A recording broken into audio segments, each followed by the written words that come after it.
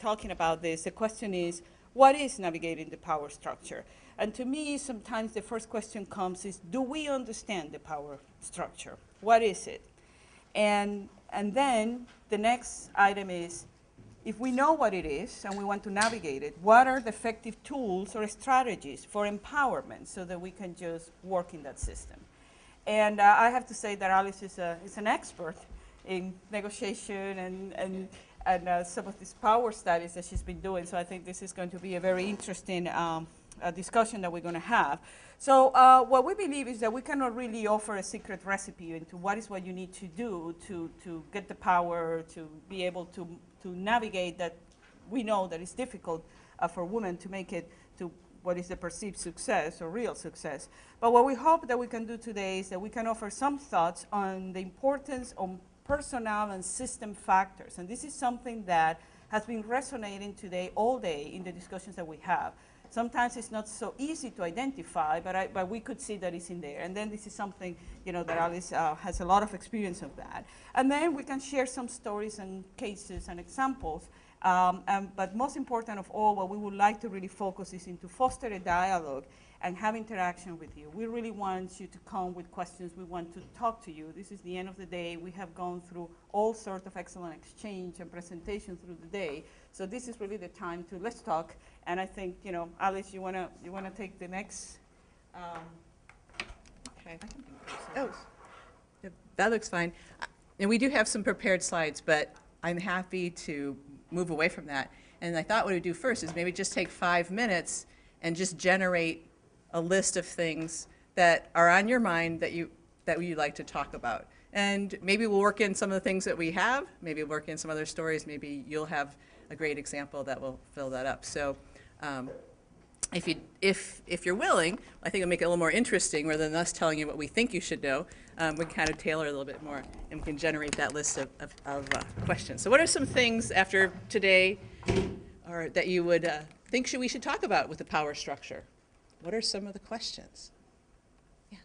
I think the stereotype for women is that we tend to shy away from proclaiming our achievements or trying to have other people recognize our achievements. So I was wondering what sort of concrete recommendations you would have to help women move up the ladder and not and try to work that into those steps. Okay, so how can women be better self-promoters? How can they make the modesty bias is a good thing sometimes, but how can we work around that? Okay, that's a great topic. Yeah. In the same vein, how do we make sure that we get credit for what we've accomplished? That's a very important one. One of the things that I've felt with is just when you're sitting around, you're the only woman in the room, the guys make a joke, or they say something, how do you correct that without coming across as, the whining woman or the bitching woman, but still, and not hurt your career in the process? Absolutely, very, very important. And I can share some stories that I have. So a lot of today people were talking about how women are bad negotiators and they don't stand up for themselves.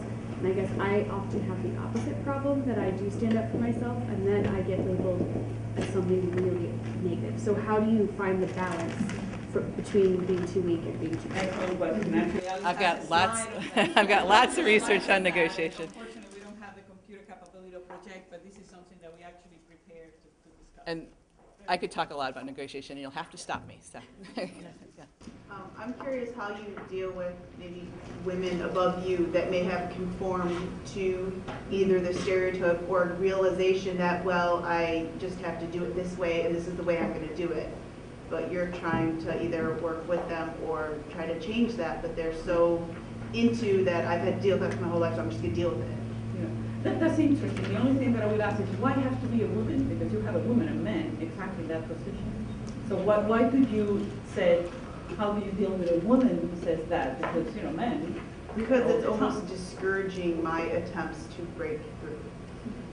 How is that again? Because almost discouraging what I'm trying to do. saying, well, you need to just realize that this is the way things are done, so you should. Right, I understand that. Yeah, My point is that why do you say when you have to I don't deal with need it a 'cause I'm woman looking. above, not the men? What I've encouraged in that same vein is that, I got here because I was tougher than the guys, and you need to be tougher than the guys. Okay, so it's one of those things about, we actually people refer to those kind of dynamics in all sorts of minority groups.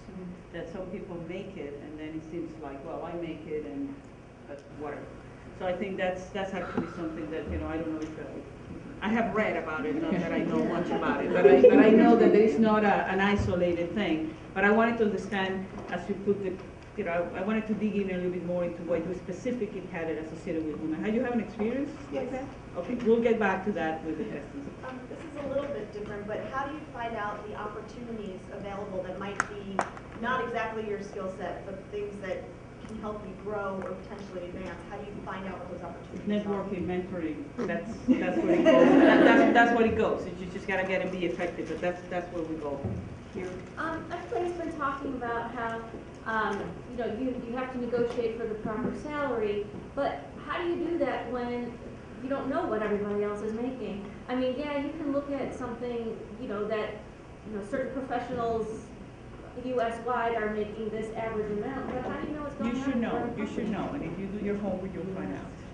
But, okay, but. I mean, that's what it really comes down. You gotta, if you're gonna go, and I think probably Alice will tell you, if you're gonna go into any negotiation table of any kind, you have to have done your homework. You need to know what is what, what's the value, and all that kind of stuff. And if you do your homework, you'll find out. But you're not answering my question. Where do I do my homework? You ask. You ask people, they are published data. For example, if you are, let's say, in academia or in industry, there are records that are public records. I mean, okay, public records for public universities, yeah. I get that part. But if you're at a private organization, there's almost always academia or not academic. There are surveys and things that are published. I mean, right. you need to work a little bit the distance, and then the beginning is you ask people. Until you find exactly where to go. I don't know the exact answer, but I know that, for example, in the American Association of University Professors runs surveys in salary all the time. And we, the universities, pay in order to get numbers that come anonymous, but in which we provide a set of universities that we want to compare with. So we get, I mean, I have that information on my desk.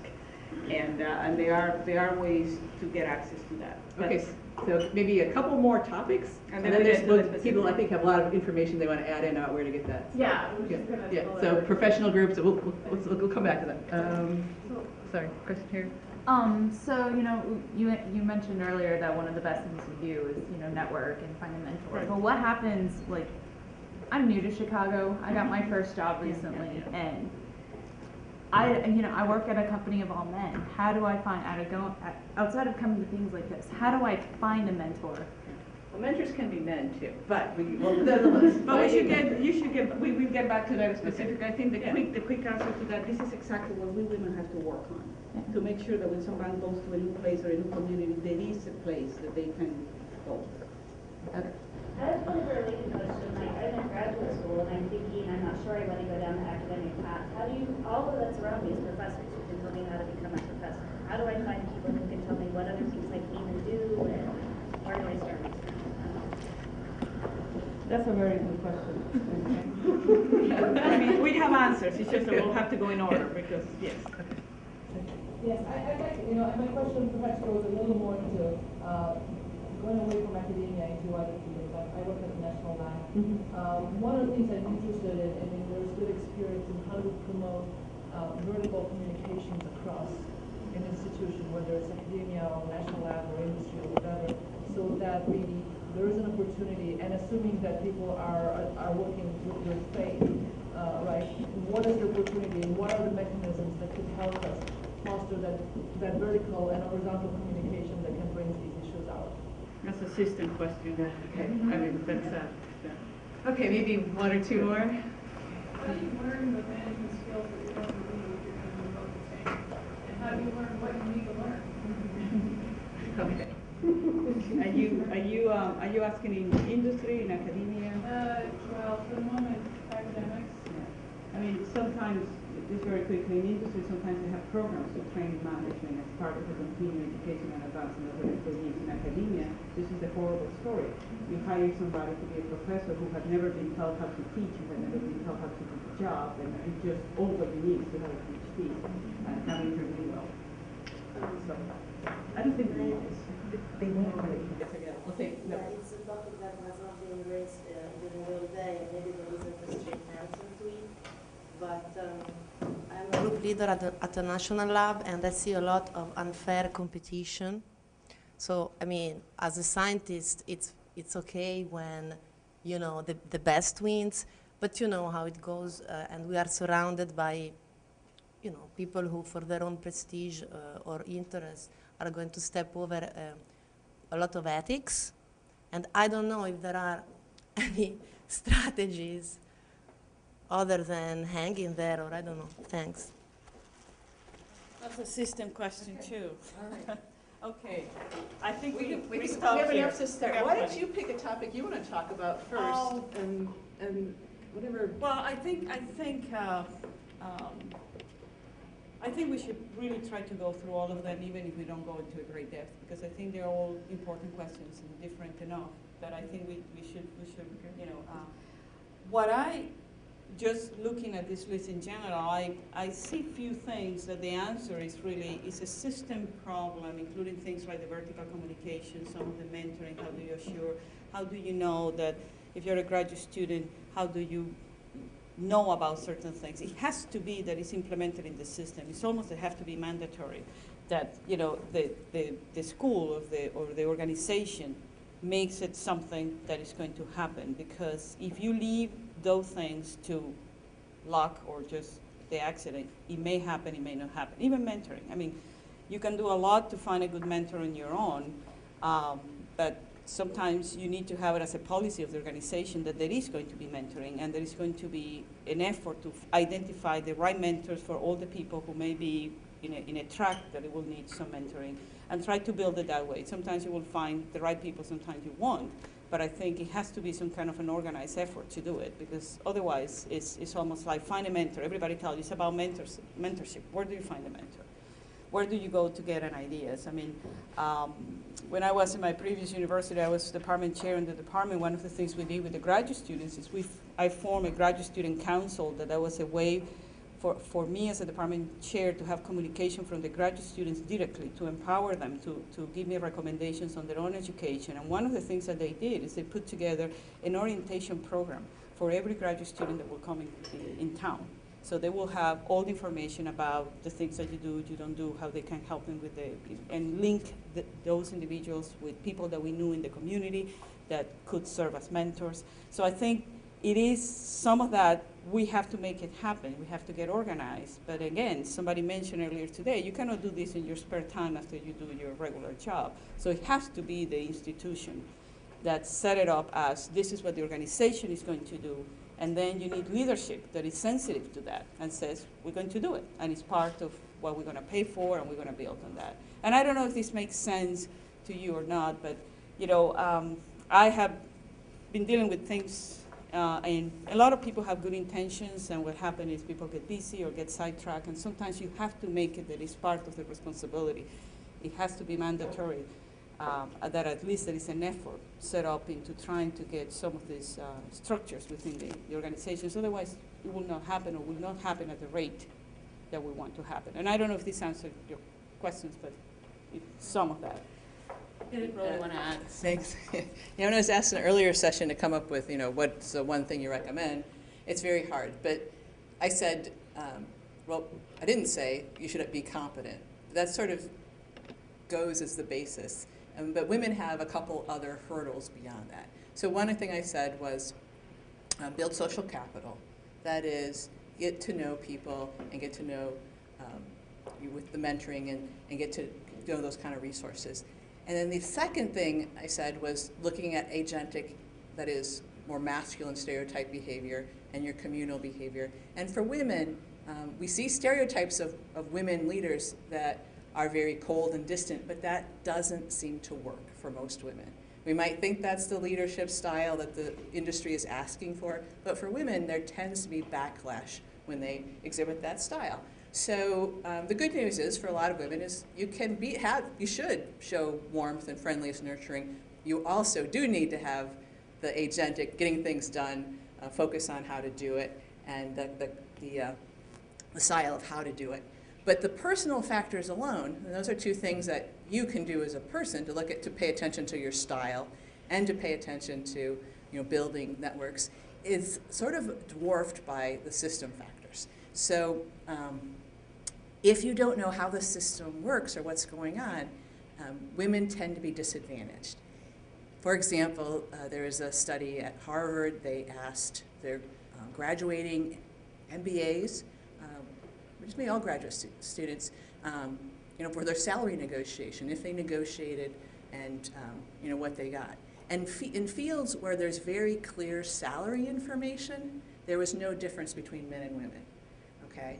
But when there are fields where it's ambiguous, where it's not clear, there's a broad range or it's more flexible, that's when the men were negotiating more. And these are obviously motivated, intelligent people.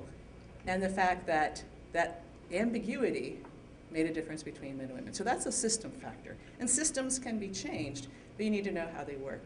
A couple times somebody mentioned Linda Babcock's book on Women Don't Ask. And she wrote that book in part because as dean at Carnegie Mellon, somebody said, well, why aren't there women teaching? All the instructors, the grad students, are male. She's like, how did that happen? That's horrible. Why aren't our women getting these opportunities?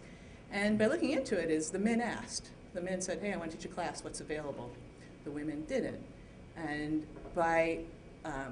you could look at that as it's the women's fault for not asking, but I would look at it as the system's fault. Why didn't they tell women? This is how you apply for classes. This is an important part of your career development. This is how this is something you might want to consider. What are the mentors doing? So the system maybe wasn't explaining how things should sort of evolve or how to transpire.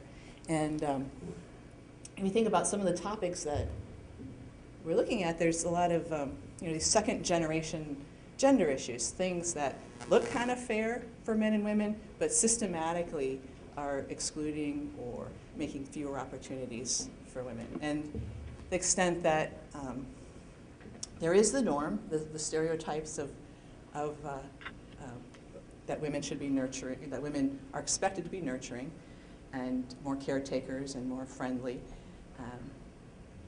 And how does that play out in a role that sometimes requires difficult, tough decisions, and how do you balance that role? So when the system, so some of the themes that I think we are raising is sort of related to how things get done and how those opportunities become known. Obviously, there's a lot you can do with finding mentors, and maybe for me to start, I'll start with this one, then we'll go on to a different one. The self-promotion one is difficult because it's not part of our gender stereotype. Some women find it a lot easier when you can frame it as working for another. So if your self-promotion also involves promoting your group or your team or your department, that doesn't seem as hard. And that's more comfortable, it's more traditional with our stereotype. Perhaps I'm a little unsettled with the idea that women can't promote, but how do you do it in a way that's both the communal and sort of friendly, not seen as too assertive, but that you also can get what you want, get what you need. And part of it is knowing what's out there, knowing the resources, knowing the different opportunities, and also maybe thinking about a way that this is really important for me and my family or my team or other people. It's not just me that I'm doing this for. So the self-promotion is a great topic. There definitely, the danger of too assertiveness can lead to backlash. And that's why women are often concerned. If they are too assertive, will they be punished? And that came up sort of with the idea with sort of if you are too assertive in negotiation, will that affect you? And there is evidence for it. So it's not necessarily, it's not that you're asking is always without risk. So see if you wanted to talk about No, I think that covers, I mean, I don't know, is that you feel that the question was answered, or do you have any question related to the comments made? Yes. Yeah, I was going to make a comment, and I've been sort of thinking about this all day. Right now I'm a surgeon, and when I was in college, I thought I was going to be an anthropologist. And I took a lot of classes, ended up a lot of cultural anthropology, which is basically you look at different cultures of things, and you kind of figure out, you know, what makes people successful in this culture, what doesn't make them successful in this culture.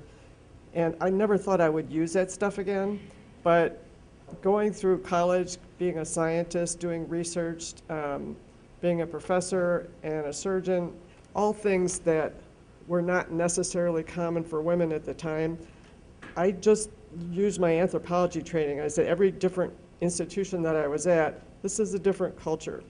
What's important in this culture? What do I have to do to be successful in it? Can I do this without compromising my own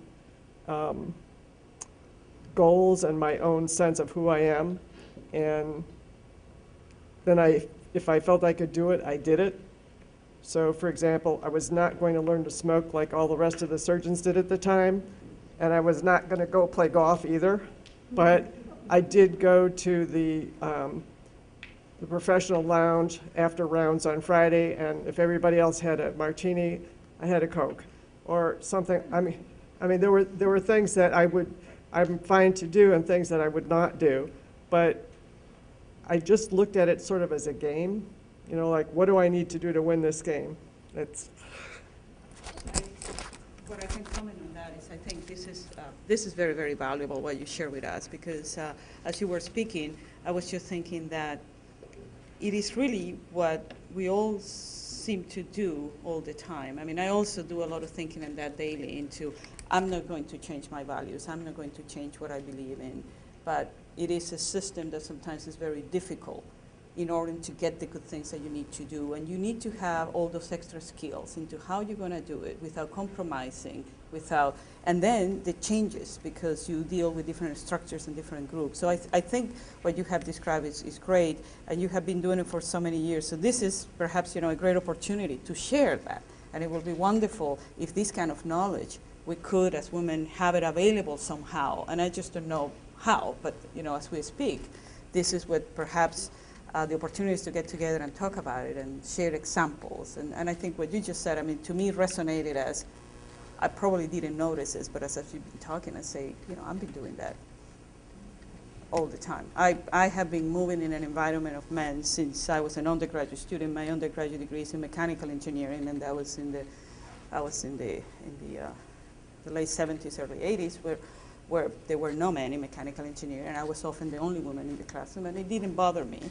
I just managed to do that, and then went into engineering, and you know, I'm often the only woman in the room in what I do.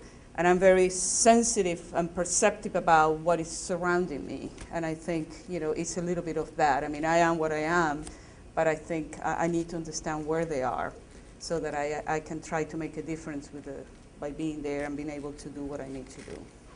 And that probably brings me to the early question into what do you do when somebody, you know, you're the only woman in the room and they make this, I've been in several opportunities, occasions like that, and you know, it is hard because what do you do? And depending who is in there, okay? It is someone that you can slap, you slap. Okay, I mean, it depends on where you are. I mean, if someone that you can just put in their place and slap them because you have the authority and all that, you do it, and that's it, because that doesn't make anything. If you are there in a group of, I remember once I'm sitting in a meeting, and there were department chairs, and there were some talking that was, it was nothing, it was the way that they were referring to faculty that I felt that was inappropriate, because I felt, well, at the end of the day, we're all faculty, and you know, I take that very serious and my responsibility. But I felt that although I try with my comments to be target to the point and moving away from that, what I felt the only thing I could do is that when the meeting ended, I went to see the dean. And I said, that's unacceptable. And he stopped it without having to do it in front of everybody, and the things stopped. because sometimes, you know, they get a little bit carry over with whatever they're doing, with whatever power they think they feel. And yes, they forget that. And that's why sometimes there is so much of this protective thing. A woman in the room may be trouble, just because we think differently. Not because of anything else. It's not, you know, it's not that it's us against them or anything like that. It's just that we are sensitive to certain things. We pick up certain aspects that are important that they may not see. And that's why diversity from all point of view is so important as we advance. And again, going back to all what we heard today, more than 50% of the population is women. Women are getting more and more educated. We are competent. We're doing all sorts of things. We gotta be there, making sure that policy is made and decisions are made in the way that it is. But it is difficult. You gotta navigate that thing, and that's where the word navigation really comes into that, because yes, there is a stereotype. If you, for example, again, if I'm in a position that I can slap them, I slap them. But if I'm not, then what happened there is the woman overreacting. There it is the woman who cannot handle the pressure. There it is the woman who get upset. If the man does it, he's a firm guy, you know, whatever. So we heard all those things today. So we need to be aware of that. And yes, that was something that was said today. Actually, it was a student that was asking, when will be the day that we don't have to do any of this? When will be the day that we don't have to prove ourselves? When will be the day that we don't have to kind of see it as a game that we have to play? And at one point, it almost become fun, you know, because you can outsmart them. And it becomes a little bit into, you know, but again, it is extra energy, extra time, extra thinking that you gotta do, that you could be doing something else with that time and energy. But this time, to some extent, is what you gotta do. And again, I don't want to make it unattractive, but you know, it is some of what you do. You have a question? Oh, no, I just wanted to ask you what position you had when you went to the dean. I was a department chair. You were what? Yeah, I was a department chair. Okay, I was so the head of a department, and I was with all the department heads. So you had direct access to the dean? yes, I mean, he is, let's say, the person who I report, and everybody else reports. So what you do is, if you're in a situation like that, you don't confront. You go to the authority, to those group of people, so then it will come from a different place. And that's the only way that you can do it. And, you know, and then everybody's in the position that they have to do what they have to do.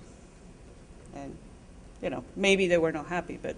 You couldn't confront the person directly outside away from the meeting? Depends on who it is. The whole thing is really at one point, you gotta kind of know where you're standing, and depends on what it is. I mean, this is my very honest, I mean, some people I will just not confront them. I will choose not to do it because it's not in my best interest. But if it's someone that could be confronted, should be confronted, that's always the best way to do it. But you cannot always do it. So, any other comment on that topic, or?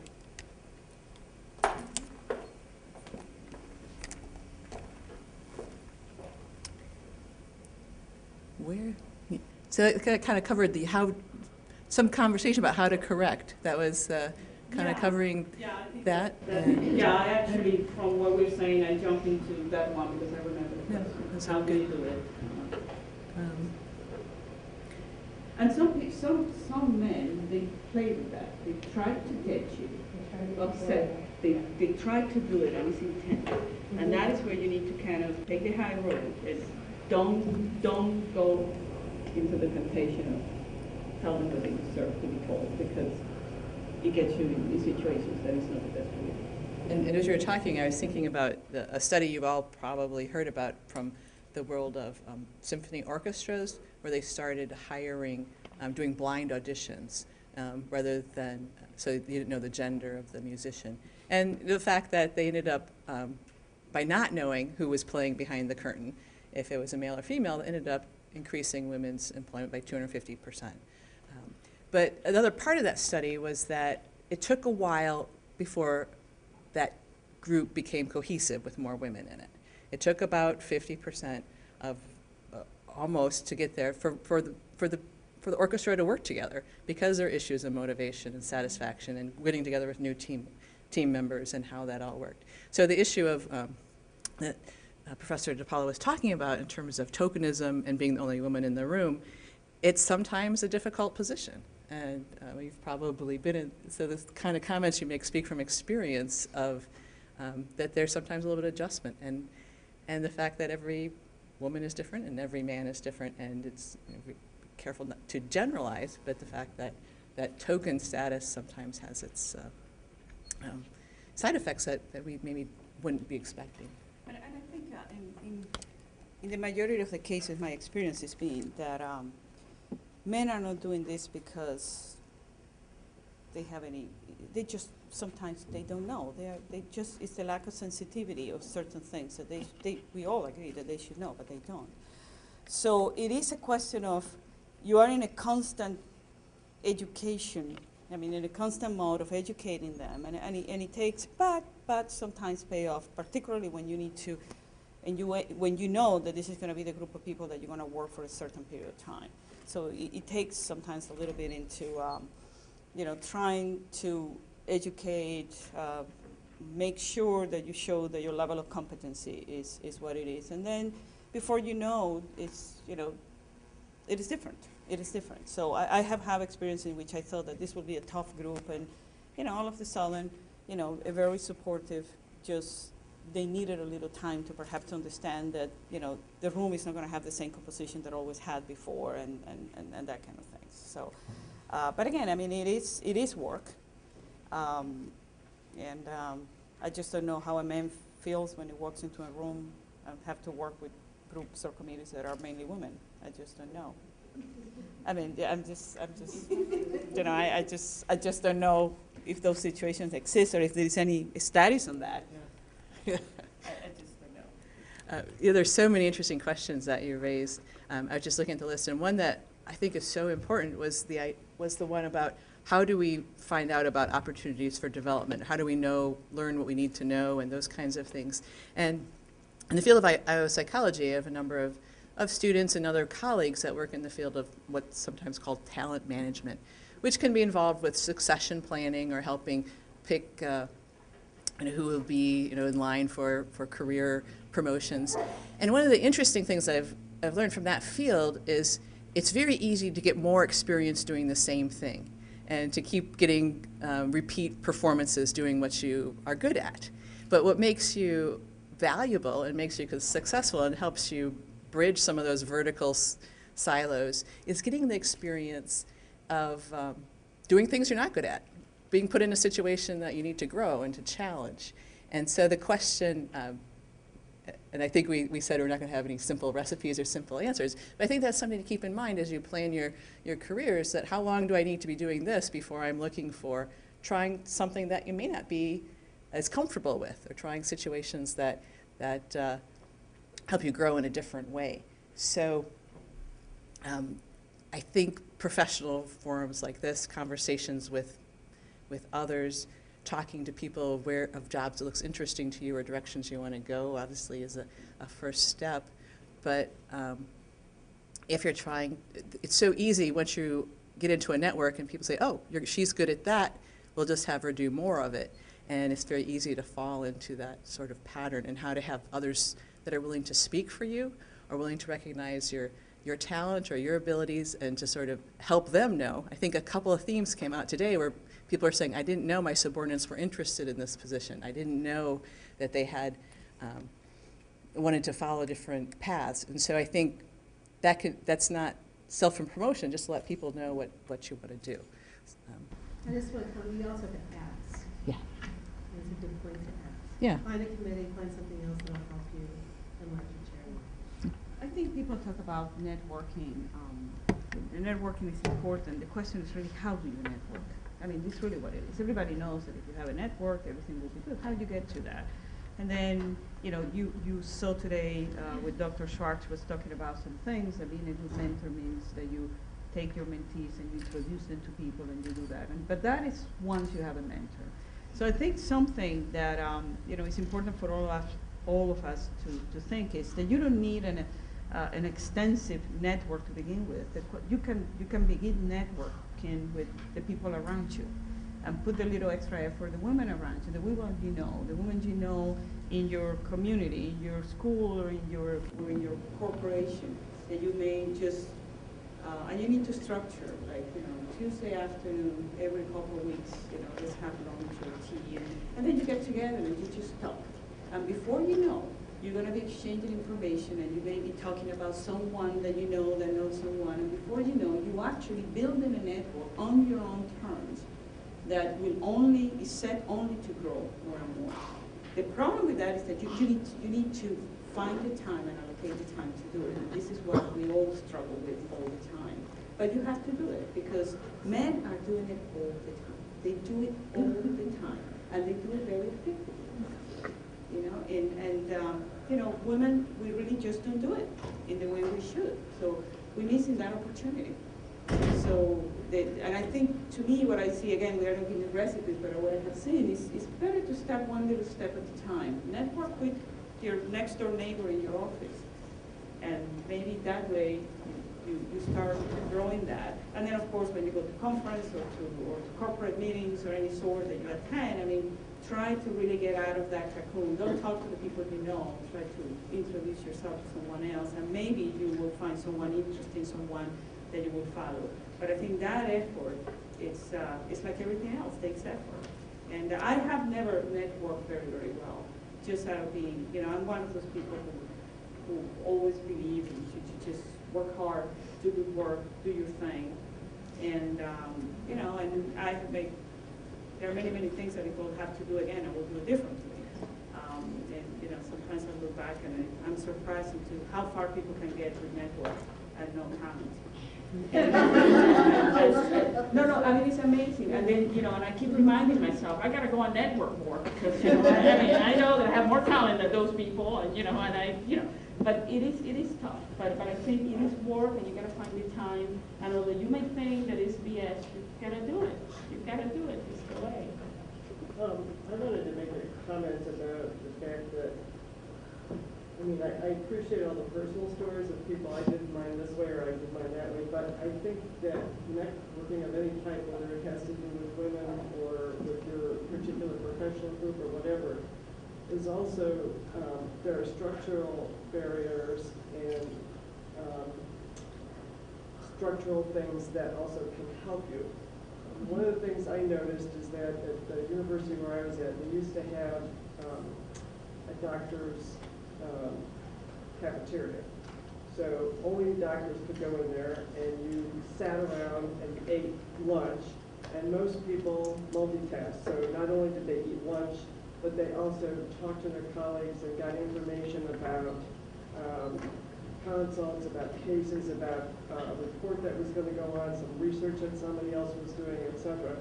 And you could do it without, you know, patients sitting there. It was not protected health information because everybody that was in there was protected, so it was private, and there was a lot of really good interactions that were going on. They closed the doctor's lounge. I was about to. And it was a huge difference, and I don't think they really understood how much of a detriment that it's made to the culture of the university. There's been a small improvement recently because I have to say I pulled strings to do it because a patient of mine was one of the administrators, and I asked them for a doctor's lounge in the outpatient OR. And they put one in there. I said, it's been fantastic. I mean, there's only a few people can go in there because they're only surgeons, but it's still the opportunity to network and to talk to people, find out what things are going on. So I guess my question for you is, what kind of structural things should we be asking for to facilitate it? Yeah, that's a great example. I really like it as a way to foster dialogue and to share that information. So let's see. I think, sorry for interject, but I think that is a system in which you need to demand it from the institution. I mean, you managed to get it through someone that you knew that was in the administration, but this is where the institution needs to hear from people, because only the institutions can make some of the things happen in the same way they open it, they close it. When I was an assistant professor, there was this wonderful faculty lunchroom in which it was set up in a great way. There were big round tables, and that was open for like 3 hours, and people would come in and out. You could sit I learned so much, not just about the university, what's happening from the older professors. I heard the worst jokes in my life, but I learned a lot of, I learned physics and chemistry that I didn't know. I mean, you sit there and it's exactly what you said. And the good thing is that if I have 10 minutes, I will run in and run out. If I have the time, you sit there and it's open to everyone. The school that I was in, they had that, they closed it. They closed it and it really created, it was horrible. I don't know how, for example, an assistant professor who doesn't know anyone gets to mingle with people, because you walk in there and then everybody introduces you to everybody. And before you know, everybody knows who you are and you know who they are. Otherwise, there is no other forum. So, but I think it has to be then going to the administrators. And this is what, again, when women get into those positions of administration and they know that it's work, they need to take that as a responsibility. And I mean, that it is a system thing. And I just, sorry for I interject, because to me it was something that I learned so much from that, and it was taken away. It's hard. Question on that, and I think it sounds a good idea, but also time has changed. This modern style, I don't know, we also have to take into account the lifestyle now is very different from probably 10 years ago, 15 years ago. So with that idea, plus sort of also things worked probably some years ago, maybe not necessarily working in modern era or even future. Perhaps we have to think creatively, what might work the best now, or because maybe the same structure or that kind of stuff may work, but maybe we may also have to take into account new generation, which is actually quite different the way that they work. I'm actually worried about the new generation with all the electronics. I really feel that it's nothing like people to people sometime getting something. I mean, of course we can do everything and get any information that we want on the computer sitting in your home or in your office. I worry about that part of the one-to-one interaction. But I mean, that's me, and that's why. No, I'm not saying I totally agree with you. Just the question is how to make this, whatever we do, is more accessible, so that if we make it so much of all the profession, all the style, that may not be attractive to bringing. We have to hook them, right? The question is how do you hook them to really teach this really human contact is important. I think it's a good idea just trying to really make sure that we make it attractive so any young generation who grow up with all this and get into the system. I guess that's the challenge that a lot of organizational psychologists face is when you have some ideas of what works, whether it's fostering an interaction or really the idea of communication, of letting people know what's happening in other divisions, and the lunchroom is one forum for it.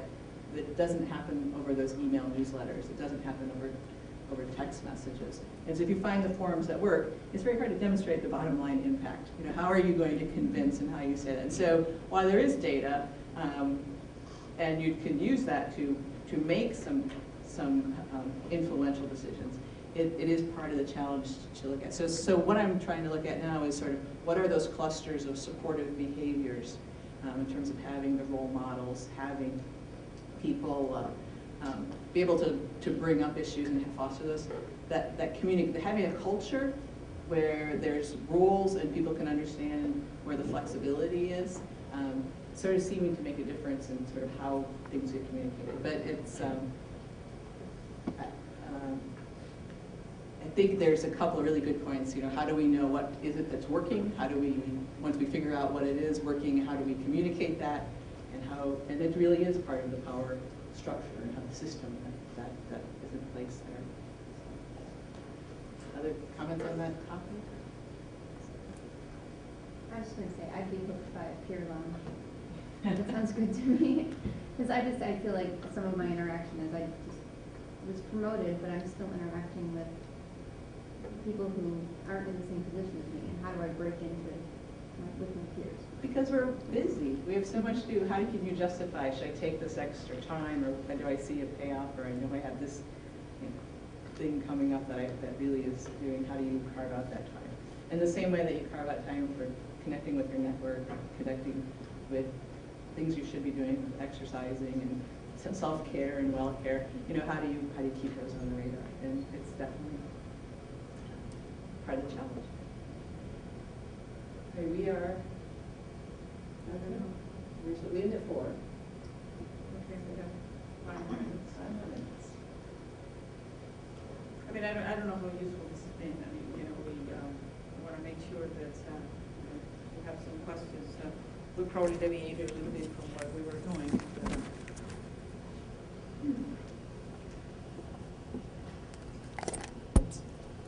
I have a question to everybody here. Does anybody have a really good story about some coup that you have been pulling as a woman in relation to the power structure? It would be wonderful to share it. You don't have to mention names. Just give us a case.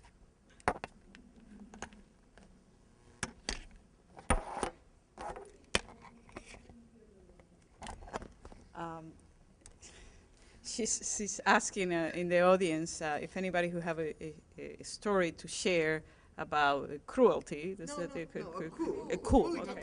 Yeah. A coup. Coup d'etat, yeah. Yes, not a cruelty. Let's say like, gee, you know, what's... Yeah, sorry. Yes. Okay. It's like a suing NIH. Right. Yeah, so a coup d'etat. I would like to hear, yes. Or something you have done that actually worked very well.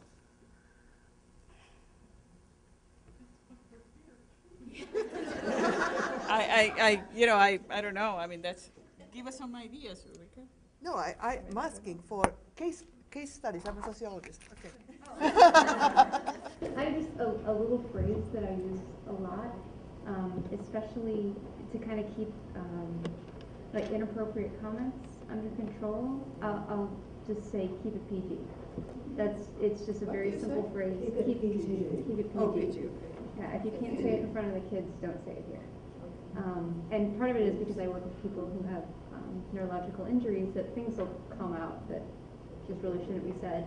And just keep it PG just seems to keep a lot of that stuff under control. And then the people who work with me too know that I don't stand for that. Anything more than that? Yeah, well, that's what I'm saying. I still don't understand your question. What are you looking for? Okay. I have one. That's good. That's good. Okay. I was looking at probably the older people. One of the things that I did is that I was a president of one of our national organizations, and it had a sister organization with it, which was for the nurses.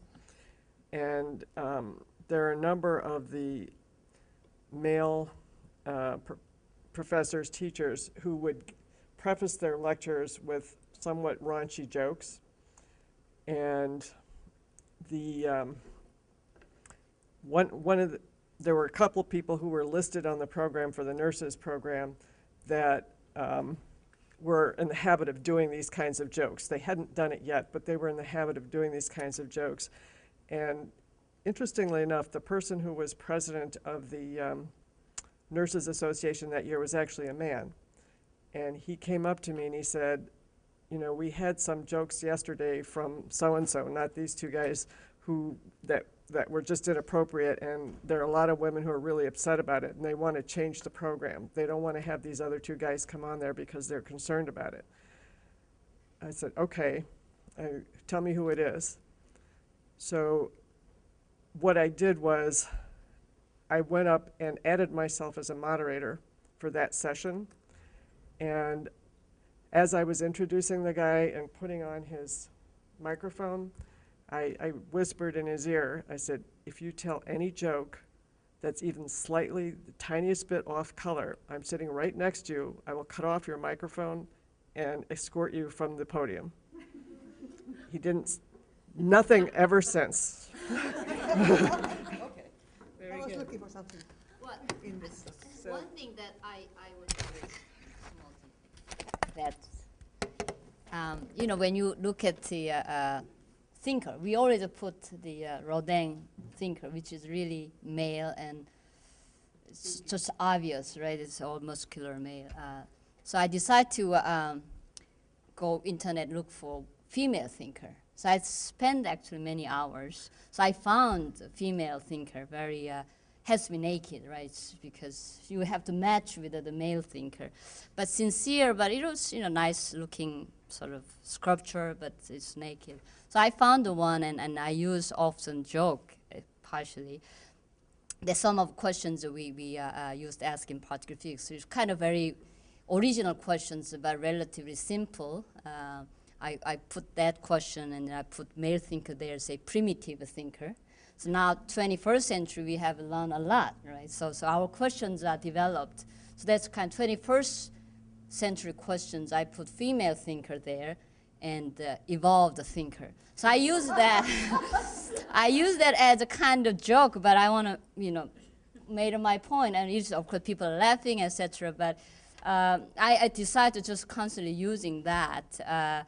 You know, it's okay to be sort of joking, but also make points. So I think it was, I don't know for sure, but I got a lot of comments from either males and females, that very positive comments about that. So I'm enjoying, and I keep continue my slides about female thinkers, evolved thinker.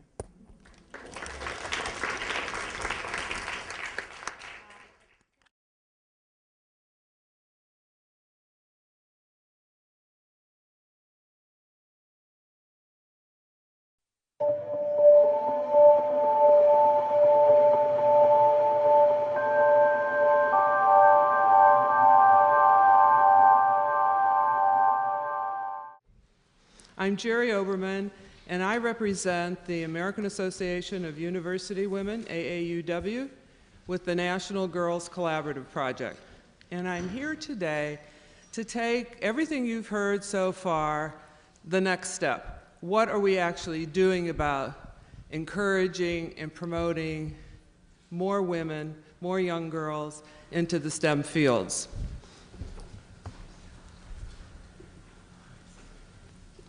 Most of the research that you heard about today was what a group of very enterprising women from the Northwest and the Seattle area looked at in 2002 when they developed the National Girls Collaborative Project. At that time, what they were interested in is trying to find ways to get organizations to collaborate. And some of the things that they were finding when they dug into the research at that time, the thinking at that time was that organizations were starting to do a lot more program development and outreach for girls, and this is primarily focused on K-12. And it usually, most of the time, focuses on middle school girls. And what they were finding is that organizations were duplicating efforts or didn't continue with their programs or projects because they ran out of resources. So the primary premise of forming the National Girls Collaborative was to get organizations to collaborate. We've heard something about collaboration here today. And so starting out very small, as most enterprises do, they worked in the Northwest area, in the Seattle area primarily, and eventually got a planning grant from the National Science Foundation, expanded to other states, one on the East Coast, one in the Midwest, and California on the West Coast. And again, trying to build on what they learned about how girls learn in informal learning situations. So we're talking about experimental, hands-on learning, not the kind of ways that science and other STEM subjects were being presented to them in the classroom, in the formal classroom during the day. So as we know now from that time period, a lot of this work has migrated to after school, Saturdays, and summer programs. And there are quite a few organizations, and maybe Gabe can even speak to one of them that she's affiliated with, the Alliance for Science After School. So now comes the proposal that they wrote for the multi-million-dollar grant that they got from NSF. And in 2006, they launched the National Girls Collaborative in conjunction with the organization I represent, and that's the American Association of University Women. So just a little plug for AAUW. AAUW is the largest women's advocacy group in the country. It dates back to the 1880s. They advocate on behalf of women in education, in work, and equity issues.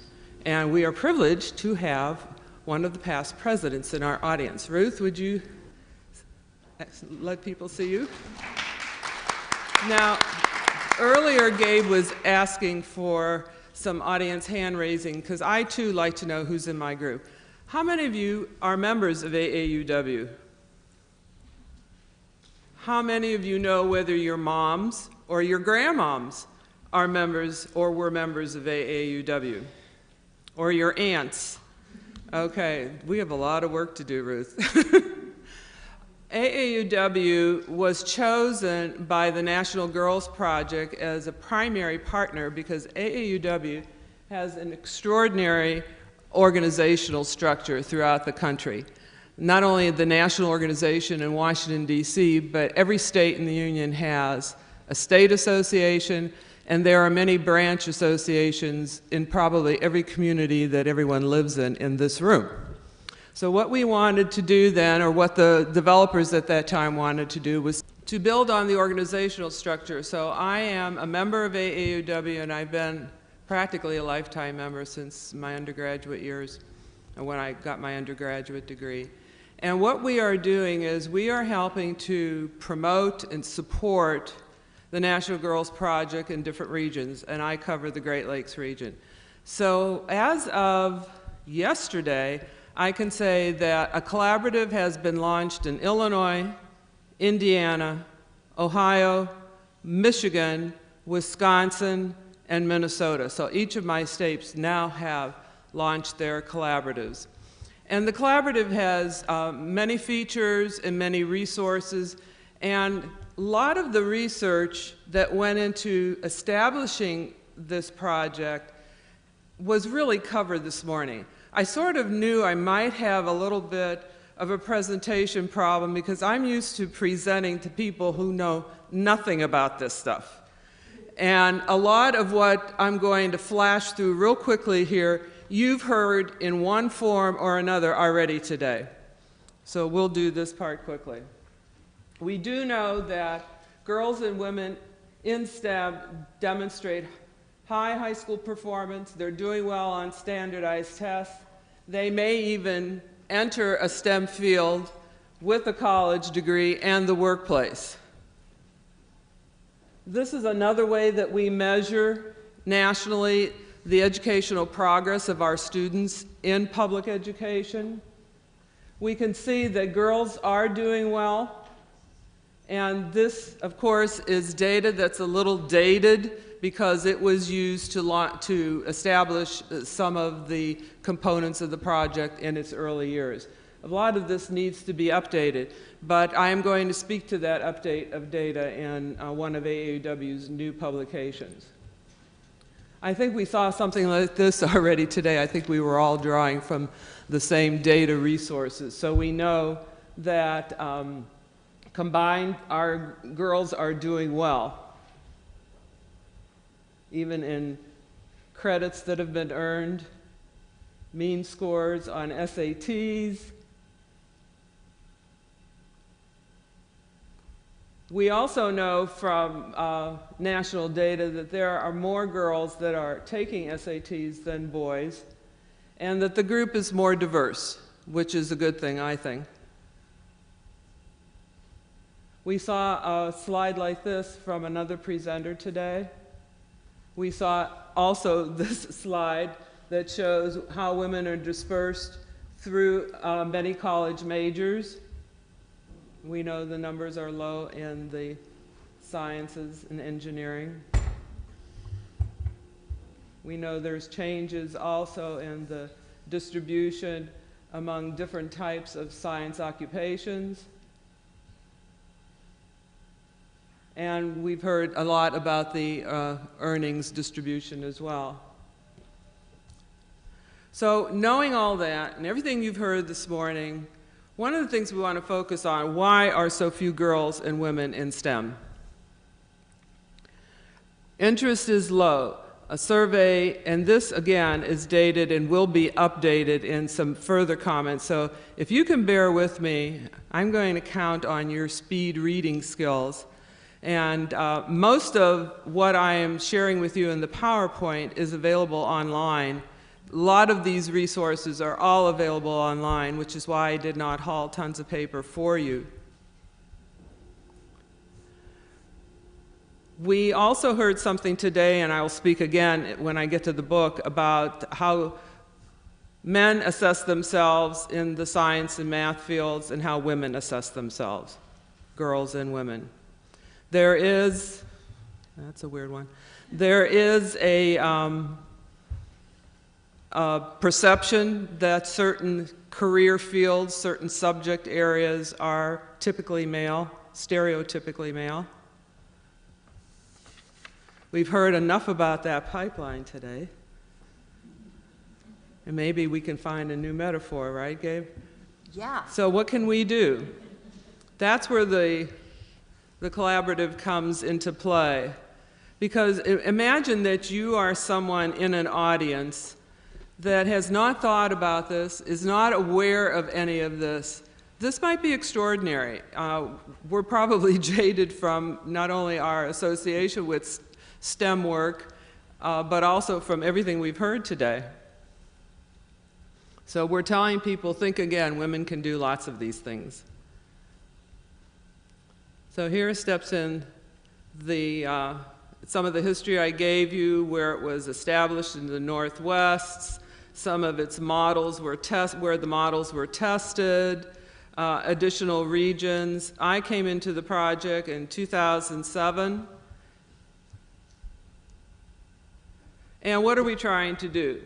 We're trying to get organizations to share resources. We're trying to strengthen capacity. We want to have organizations collaborate in order to do this. And we have a model that each of the collaboratives use. The model, some of its features are each region or each state that is chartered to form a collaborative sets up a leadership team. And it's usually some university or research center in a state that takes on the lead position. Someone is chosen to be the lead person, and we recruit from the state. And I'll probably spend more time talking about Illinois since we're all here. And the Illinois State team has a leadership group of about 6 people right now. And we have a champions board. That is the next thing the model calls for. A support team of people throughout the region collaborative or the state collaborative that helps make plans and decisions. We have an extraordinary champions board here in Illinois. We do a lot of dissemination and outreach, and we offer we ask people to focus on one of 2 things. Either they're going to do informal learning activities with girls, or they're going to focus on research and evaluation. Did I go back? I did. One of the main resources, and I will tell you what you have in your folder in a few minutes. One of the major resources is what is called a program directory, and you do have a card. It may have a different photograph on the front, but one of our other major partners is the Society of Women Engineers and their particular effort to assess women and men in engineering. And this large postcard will give you their website.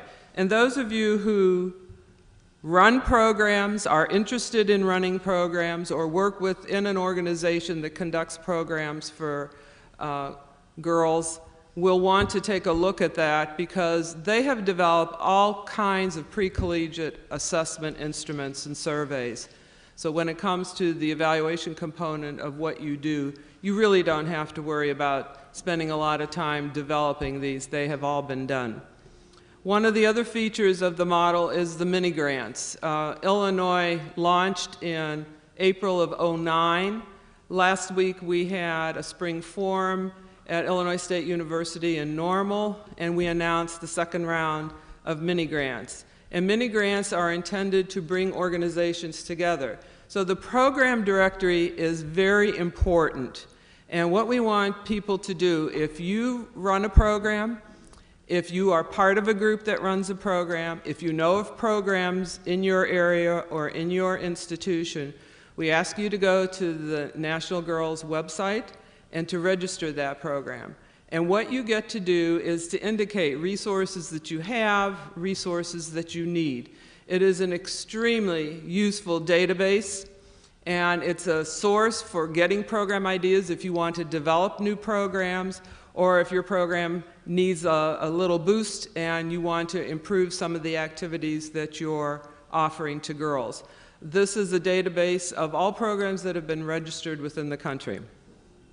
There are also a lot of resources on the website. There are webcasts. There are links to every imaginable kind of organization doing STEM work. There are links to all types of resources that you would need. So even in applying for a mini grant, that whole system has been set up. It's very slim. It is very easy to complete. I've told you about the leadership teams and the Champions Board. Now, in your packet, you have the main brochure that we distribute for the National Girls Project. It's describing a lot of what I'm telling you today. It tells you the different states and regions where there is a collaborative operating right now. Gives you the website, and I misspoke a few minutes ago. The postcard I wanted to tell you about was the program directory card. But now you know you have two of them. One for registering programs, one for accessing resources having to do with assessment and evaluation. And I also included in your folder a little description, a little flyer on the Illinois Collaborative. And it really is useful for most of the collaboratives in the states and regions that I've mentioned. Okay. Let's see what else we've got left here. Also, one of the things you could use for any outreach and education work that you do is to access a video. So we talk about collaboration, and those of you who have been in organizations that have tried to collaborate with other organizations or even other departments within your same organization know that this is not an easy task. So, but we want to capitalize on the resources that organizations and individuals bring, because we find that, you know, interest and awareness in STEM fields probably starts in the upper elementary and middle school, but we also know that scientists and mathematicians, engineers, technicians are made at the university level. So they're not going to come out of middle school and high school with these interests and with these inclinations or desires or passion to pursue these studies unless we create that at the upper elementary and in the middle school years. If nothing else nowadays, we know that there isn't a whole lot of discretionary money that philanthropic organizations, funding organizations have to pass out. So we have to be pretty strategic in how we search for scarce resources.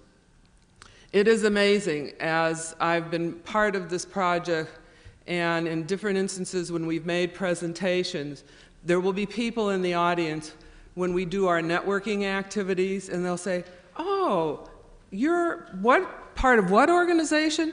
"Well, that's on the same campus as where I work," or "It's not that far from where I work." It's amazing how people don't know what is going on around them within their same institution. So we want to strengthen relationships.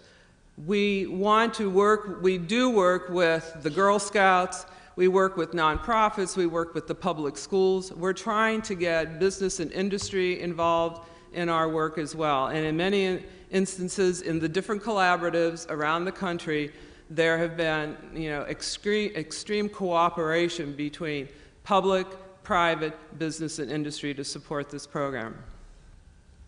And I've told you about all the resources. This is where you would go to register, and this is where I'm going to do a little speed slide showing.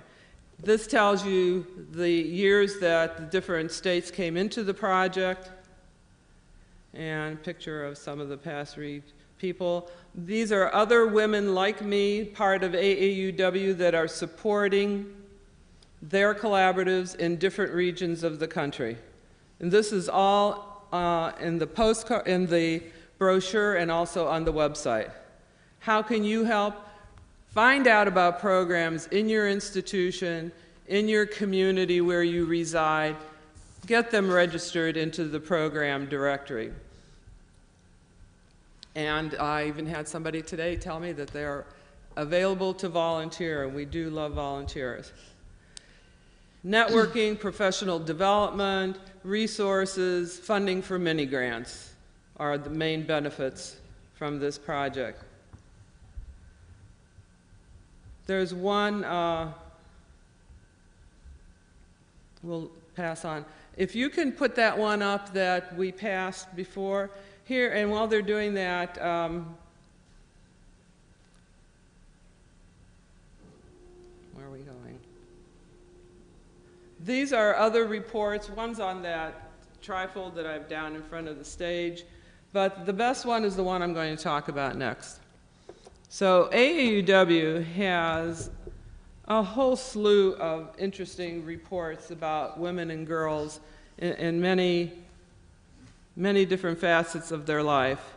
The latest one was announced March 25th nationally, and it is called Why So Few, and I noticed that on somebody's slide earlier in the day. So Why So Few is the one I want to talk about. So if you have that PowerPoint up there that's the that says short version, we'll just go real quickly. Someone said today, you know, nowadays, can you show me that again? Yeah, sure. Okay, you're testing my eyesight. We say that women are prominent in many professional fields, but why aren't they in technology, science, technology, engineering, and math? So AAUW spent over a year studying this issue, and their new report is out titled Why So Few Women in Science, Tech, Engineering, and Math. And we heard talk today about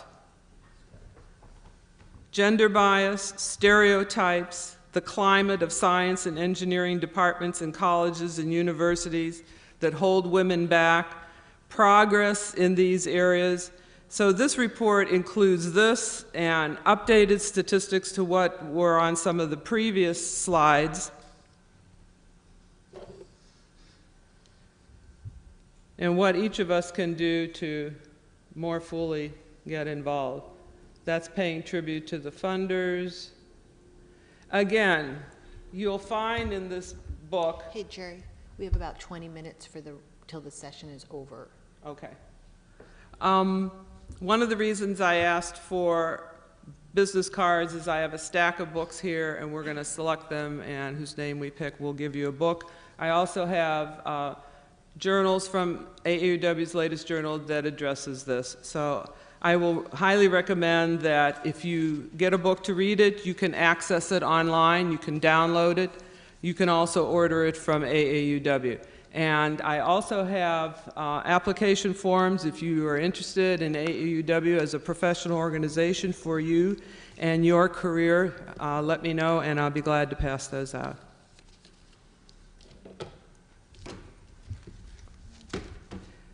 When Gabe and I were talking about this session, I decided to present like a national, regional perspective on girls and women in STEM, and she's going to tell you more about meeting local needs.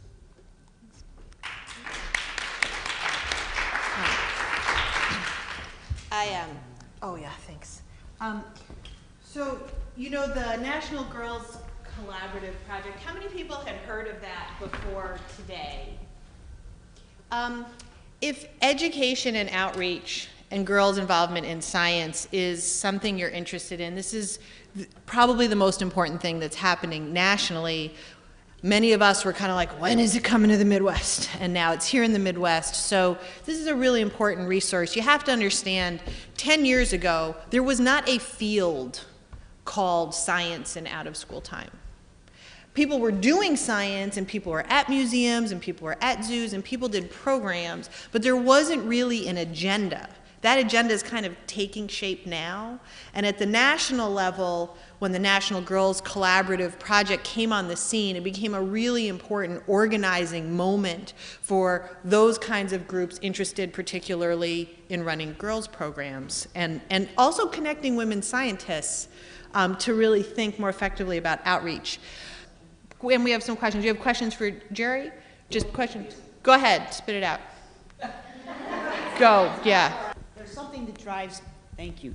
What really drives me crazy, and this applies to all women of all socioeconomic groups, all religions, all races, mostly younger women, okay?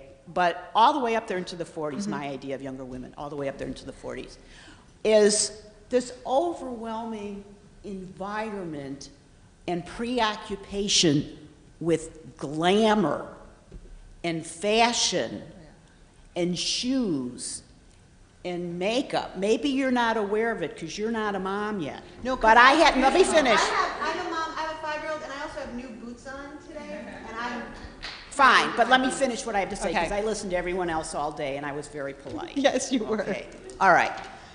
It's overwhelming when you go, and I have a daughter, so I know. She's one of these. I'm going to encourage you to get to the question part, just because we have such limited All right. time. My question is, we seem to have at least some answers or some way to work with some of the other problems. What do you suggest we do for this barrage of environmental information and image and desirability of all these other things? So I think that's a really important question. And it's not just fashion, it's tattoos. Okay. So seriously, this is our organization, Project Exploration. You know, from an outreach standpoint, can you imagine an organization so compelling doing science that one of your participants tattoos permanently your logo on their arm? Like, that might be the question that could drive all of us. This is not an unimportant question. One of the things that Project Exploration, we're here in Chicago, and I do want to kind of move to more questions, but one of the things that is very important to understand when you ask, how do we have this crisis in science education? How come there's no women involved in science? How come we can't engage girls in meaningful things that involve their minds as well as their bodies, or connect their minds and their bodies the way the surfer person from Alberto Culver, I'm sorry, my pregnant state names are like right out the window. It's not personal. Dan? Maybe? Dan? Yeah, right? How do we do more of that? I will tell you that Project Exploration has this guide, Discover Your Summer. We counted how many programs there are for students, middle and high school students in the summer. When you ask the question, what can we do? Well, let's look at what's on the ground for young people in outreach, and let's just talk about the summer, for example. We're here in Chicago. What could I do as a 10th grade girl in the summer in Chicago? I can tell you there are 47 programs in Chicago. I can tell you that of those 47 programs, it gives you about 4,000 opportunities to be involved with science. None of those programs in the summer, none, zero, are directed for girls only. Now, you may be at a private school that has a girls program. You might be part of Project Exploration and get to do a special program. But one of the questions is, what opportunities are we making available as alternatives? And when it comes to outreach and education, I can tell you on the ground, we have counted. If you are a Chicago Public High School student, there is one program for you. You are competing with 300 students, and you are competing not only with students from your own high school, be it Hyde Park or Walter Payton, you will be competing with students from Barrington and Evanston and Aurora and Waukegan. So part of the question for us interested in outreach and education that I think speaks to the issue you're raising is what is actually available. And I can tell you when it comes to girls, not too much. We're making progress, but not too much. I appreciate your answer, but I don't think the answer. Okay, I'm going to keep us moving along, and I go ahead. Okay. I just wanted to first of all applaud you with exactly what you're doing here. Because I am very involved in this kind of education, not only for girls, but for diversity and for minorities. Coming from, as a dean of technology in the Chicago campus for DeVry, we have a large amount of diversity, as you can imagine, and we also have a large amount of people that are coming back to be re-educated. Almost all are first-time college students. Now, my point is that I have found, since I've been in this, getting involved with this, right, both for girls and for diverse students, that there is a prejudice with the idea that that you cannot put money into average Chicago public schools and create people who are worthy of science and technology careers. There is like a prejudicial attitude that with what you had said when you first were on about that all the money should go for the students that are at the top. That's where we do all the looks into gather all our information. That's where all our programs should go, from community chest, because those are the things that have the most impact. And I can tell you, I'm involved with a program that I know that has with girls that has a lot of impact. And so I'm even wanting to move education into the classroom, right? And so that girls and people who are diverse can touch anything to do with engineering and technology and overcome other people's syndrome that everything is for them. But that is a very unpopular academic view. And I want to know if you've noticed that too, and how do you show people and get people involved and revved up, so that I actually had a comment made to me when I tried to push it through a board meeting, something to do for some extra money. I had the comment made to me, you only excite those people to have a dream about something they can never be. Okay, so why can't we be like other countries? I'm sure they don't say that in China, because everybody's expected that if you work hard, you're productive, you can do it. How about us? How do you do it? How are you going to fight it? This is a really important question. So I'm going to just make an assumption for a moment that when we're talking about outreach, we're talking about pre-collegiate outreach for the purpose of this conversation, which has not been said, but in answer to your question.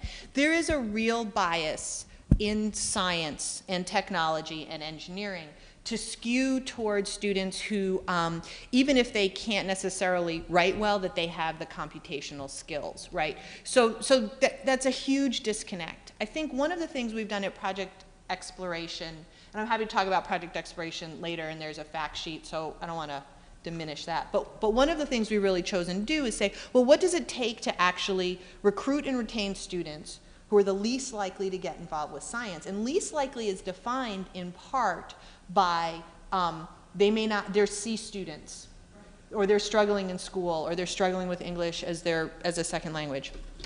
These are our statistics. 96% of our students are graduating high school, compared to an average of between 47 and 51% of Chicago public school students. 61% of our students that have graduated are in college. And the thing that I think we're most excited about and intrigued by is that of the students that go into the field with us, we do summer field-based programs where we go out west and do expeditions with scientists. You know, more than a third of them and more than 40% of our girls. 5 minutes? No. Oh. I was going to say, for those of us that don't know what your organization is. Yes, I can. 43% are pursuing science in college. But I want to talk about how do you demonstrate that to the bigger issue. Thank you very much. And we have students and we have teachers in the room and some of our women and scientists. Project Exploration is a nonprofit. I should talk over here. Project Exploration is a nonprofit science education organization. We're just in our 10th year, and we were founded specifically to create access to science through personalized experiences with science and scientists. And we have a very specific set of things that are kind of core to our program. And we'll see if we'll go back. Our students work with scientists. The staff are really are really facilitators. So our job is to create the learning environment. The women scientists come in and do the teaching, and we have one with us, so if you want to talk to one of our awesome women scientists, Diane is here. And the third thing is we've been very focused from day one on not just getting students interested in science, but keeping students interested in science and equipping students with experiences and skills that they need to have the choice to pursue science beyond high school graduation into college. That is a very particular kind of model, but it's a model that I think is showing important measurable results from kind of traditional data points. And what we're seeing is that those students tend to incorporate science into other parts of their lives. So they go to parks, they're going to museums, they're raising their children because some of our kids have children. They're creating science environments for their children. And I think the other thing is, what is most critical is they think rationally. They look at something and they want to know, well, what is this based on? They want to know what the evidence is. Project Exploration runs after-school programs for girls like Sisters for Science. We run service learning programs for high school students to earn their service learning hours. And in the summer, we run field programs that are 2 and 3 weeks long for students from about 40 schools around Chicago. Once you do any one of those programs, you're in. We stick with you in terms of mentoring, academic support, ongoing science opportunities through high school graduation and now in college. So that's the kind of little snapshot. And there's a little fact sheet up there. And this question, I think, because we're here for girls, and here's our awesome women scientists. I just got to show you. See, aren't they cool? Yay, they're so good. Okay, but one of the questions that I think is really urgent for us because we're at this conference is, what does it mean to do science outreach for girls? Because when you see outreach in general, okay, when you see outreach in general that's co-ed, doing science, there's 3 main ways that you will see people running those programs talk about the girls in science. One is, hopefully not too much, but one is, and there's a lot of research on this, okay, you know, boys do these things and girls do these things. You see that in, I've seen it, you'll see it, there's research on it. Some co-ed programs do that. Other co-ed programs basically say you need to be like the boys. If the boys' hands are going up first, you need to raise your hand just like the boys raise your hand. And the males are really the model. Okay? That's a second one. And there's, again, we can have a big conversation about that. The third model is that there's an understanding that there are ways in which you can support girls that are very intentional. And I wanted to talk a little bit about what those can be. It's certainly our orientation, Project Exploration's orientation. There's a report about doing science with girls from the Department of Education, encouraging girls in math and science. It's a great starting point. It's free. But let's forget about science for a second. What happens if you go to the world of girls and girl-only programs? What do girls say they want and need? Because honestly, I've just finished my doctorate. I'm a PhD now. I put it up on my thing. I've gotten some encouragement to do that. What happens when you ask girls what's important to them? Forget about science and math and engineering just for a second. In the girl service world, which has been around for 25 years, girls tell us these things, that these are the things that are important to them. Programs by girls, where girls are doing the designing, they're run by women who serve as role models very intentionally. They're really looking at what are the inequities they face in the world and developing strategies. But very specifically, the girls are looking and developing skills for connecting with each other around joint concerns. And in these spaces, especially girl-only spaces, which is not the only kind of outreach to do, but it's one kind of outreach to do, they're really being given a chance to develop relationships around ideas and shared ways to communicate. And it's things that are not happening in family or school or church or their volunteer work. we have a list of things, we can read it, we're running out of time, so I really do want to turn it over to questions. But I do think that there is an opportunity within the outreach we do. Whether you are at somebody else's program or you're starting your own program, that if this issue of supporting girls is important to you, there are ways to do that intentionally that is not just about the absence of boys. And I think that's probably the main thing I would just kind of encourage you to take home with you. And certainly at Project Exploration, it's one of the things that I think is helping to contribute to the success. And so I'm going to stop on the Project Exploration front, and maybe we can open it up for questions. Mike? Thank you for being our token male this morning, this afternoon. It's my pleasure. I heard there was a shortage, so I came. Yeah. I know that the after-school time is a really good low-hanging apple because it's a good way to come into a classroom when you're not intruding on someone else's time. And so that's where a lot of these places make their mark. Is there much of a tie between what's happening in the out-of-school time going back into the in-school time? I mean, are the people that are participating outside of their class bringing that experience back to the class with them, either the teachers or students? I can talk about Project Exploration. I don't know. I know that there are. So for Project Exploration, one of the primary strategies for us, especially because we're working with students that struggle in school and that generally are overlooked by science outreach, is that we put literally structures in place in terms of contracts with schools and contracts with teachers, so that if you come out in the field with us, for example, when you get back to your home school, those out-of-school experiences where you're experiencing success get connected to your academic life. This is really, really important because when kids are kind of struggling in school and they hate 8 of their 9 subjects and the other one is lunch, which is true for maybe some of us in this room, right?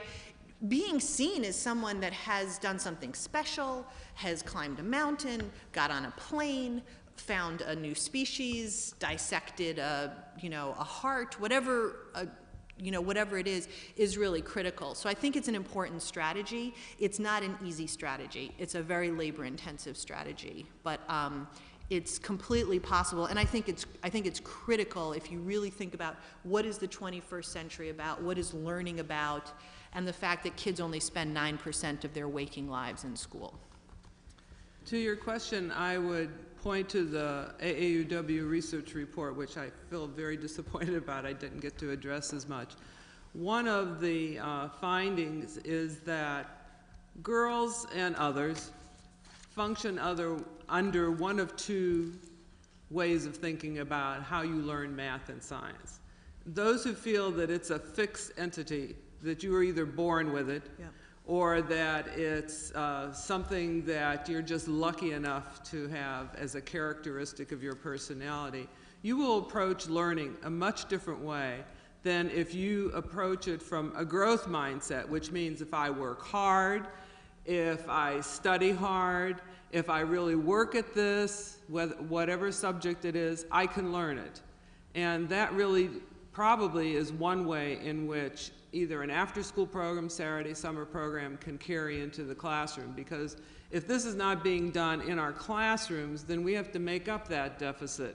The other issue is that we know, and it's also mentioned here in the research study, that unfortunately we have a lot of elementary school teachers who are not subject matter specialists, that are not comfortable teaching math and science. They convey these negative beliefs and worries to kids in their classrooms, boys and girls. So, there's a lot going on in the classroom besides the cultural aspects that take place in the home, those cultural aspects that say certain things are for girls to do, certain things are for boys to do. So, you put this all together, and in the workplace, we find that women have to not only be competent, if they're too competent, it's negative. They need to be likable. All right, if they're likable and not competent enough, they're caught in a rock and a hard place. I mean, how do you deal with being competent and likable and, pursuing what you want to do with your career? So I know I sidetracked a little bit there, but I'm trying to get a few points. Gabe? One thing I want to give you a chance to say in this group is that Gabe in Project Exploration recently got an award from the president. Can you tell about that? Thank you. We did mentorship. Project Exploration received basically the highest honor that I think a science group can receive, which is we received a presidential award for mentorship. That was nice of you to bring up. Thank you. But it's because folks like Diane and Nancy really are mentoring hundreds of students every year. So it was team effort. Oh, who's got the question? Oh, last question. Hello. I wanted to address one comment that you made, and then also to determine if there's anything Project Exploration is doing on this front. So I'd like to address your comment. I'm a Chicago public school teacher here in the inner city, in the statement that was made in that room. It's one thing to really teach science. I have a strong science background, love science, and actually transitioned into teaching. It was not my first career. But one of the first things I learned is that my content is secondary. There's a huge socioeconomic piece that's really not addressed, and even if they're touching those robots, when they go home, if they're worried about how they're eating, the science will still be secondary. So I'm wondering if there's a way or any fronts that Project Exploration is doing to confront that piece in any way that we as educators can help. Well, I think this is a really great issue, and in my slides, which I'm sure you read every word of, you know, one of the points is that it's got to be about more than science in terms of your program. So I will just talk about our program. We have a very specific program. We're working with kids that, you know, all we do is think about how do we make these programs be as good as they can be, and the kids tell us like what we need to do. So one, we actually have food in every meeting. We always have snack. You know, if nothing else, they're getting fed. I mean, I think that there are real basics around that. There's something about when we talk about a pipeline or a trajectory for kids, I think there's a couple of things that we really need to appreciate as we think about doing outreach. One is kids must learn how to read and write. They really do for everything. When it comes to science, even if a student is very interested in science, and this is a very acute issue for us at Project Exploration, we have a lot of kids who come to love science. They don't have the skills to make it through organic chemistry. They don't. And our limitation is, what is our role? What is our responsibility? Those are real issues if you're a relationship-based organization, as we are. So I think there's a couple of things I would point out. One is specifically when you are doing outreach, it's got to be more than just getting the students interested in science or equipping them with science. It's part of a much bigger piece of the puzzle. It's about knowing the families, helping those students be successful. I think one thing that's really hopeful to me at the national level is that there are things afoot. One, collaboratives that are really intentional, like the National Girls Collaborative, that have the backing of places like AAUW. But there's something called a broader, bolder approach to education. And if you're not familiar with it, go look it up online. And it's people coming from every sector, right? Saying it's the formal education piece, it's the if you don't eat, you are not going to do well on your test piece. It is the out-of-school access. Someone was speaking about how advantages accumulate and disadvantages also accumulate. You know, one of the biggest issues that's coming to the fore right now is the summer slide, which is, so, okay, we take like my daughter, she's 5, I'm gonna hook her up in the summer. She's gonna do something that is gonna help her continue to grow. It might be in sports, it might be in music, it might, whatever. But I also know my friends' kids are not really going to do anything this summer. So they're being set back simply by just being. And so I think that, again, when we think about outreach and what is outreach, what is education, you know, it's really, you're bringing up a very important point. I think one thing that's very exciting is that we are coming into a moment where people are demanding educational equity for all kids. We don't necessarily know how to do it, and not everybody cares about it, but that's becoming a much more robust conversation that we can tap into as we make choices about what we do. Sorry. And we do know that after-school programs weekend programs, summer programs are picking up the slack because the public schools can't do it all, don't have the resources to do it all. So oftentimes we have public school teachers working in the after-school program if they have a particular skill set or interest in math, science, technology. You know, we talk about resources and tools and computers and manipulatives so that kids can learn by doing and by exploring and by experimenting. Before we finish, there's a bag there, and I have 14 copies to give away of the research study, AAUW. I'm going to let you pick the cards.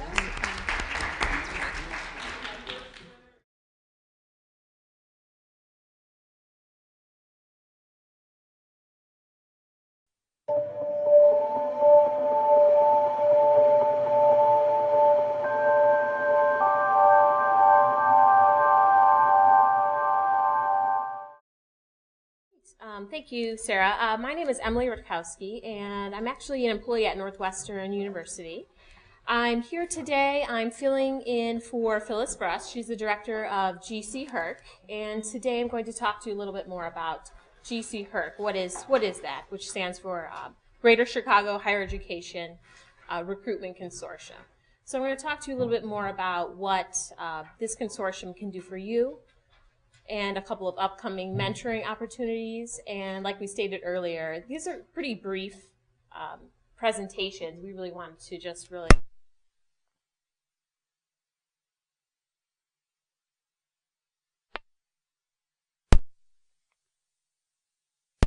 the Greater Chicago Higher Education Recruitment Consortium. So what this is it's actually a division of National HERC, which was initiated in 2000 and started to really, was created to really assist dual career couples in their job seeking pursuits. So at that time, they realized there were an increased number of applicants applying for openings in academia that were applying as dual career couples, and they're actually losing a lot of applicants because they're not maybe offering services or information. Can you hear me?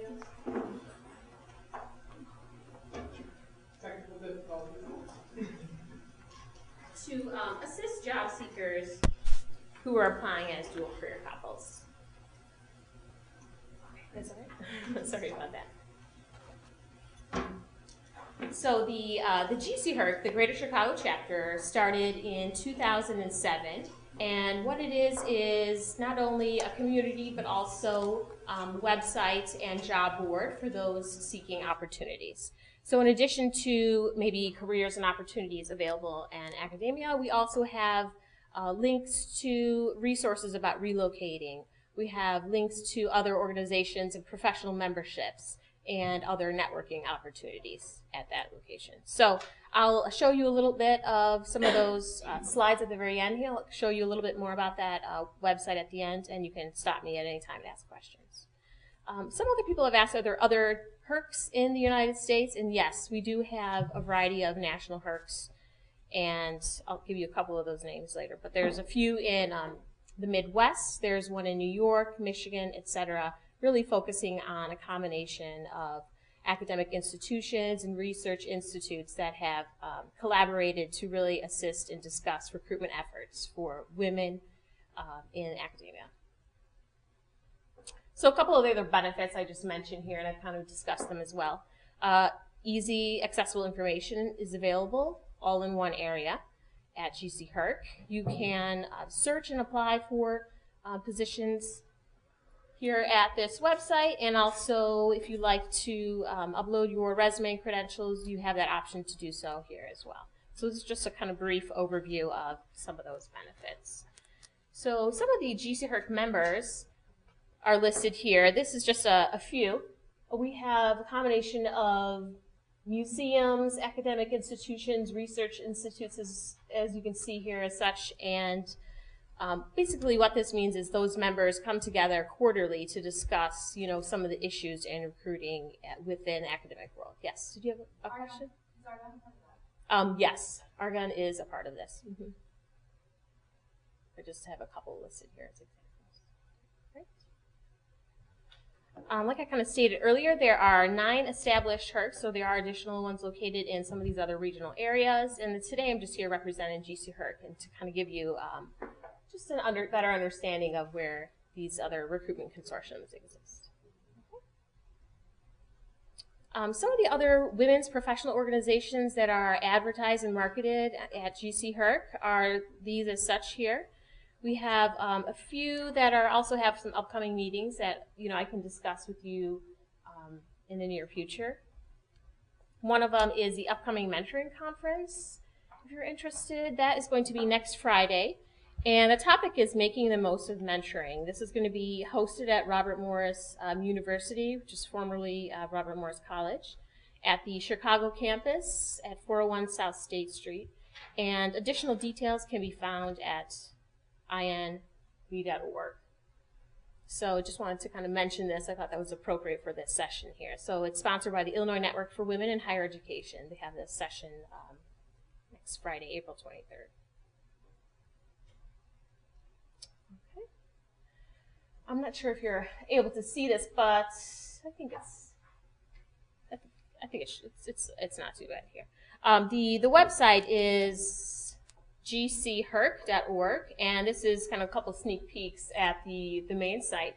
We have the mission, which states, basically attracting faculty administrators within higher education, membership, and research institutions. And we can see here some of the different resources that they have available for those seeking and applying for as a dual career couple, other academic resources and relocation resources are available as well. Here's another quick screenshot within the website here. Kind of flipping through here. The last screen here is going to list a more comprehensive list of the member institutions, as well as kind of what I mentioned here, resources, et cetera, about cultural institutions involved.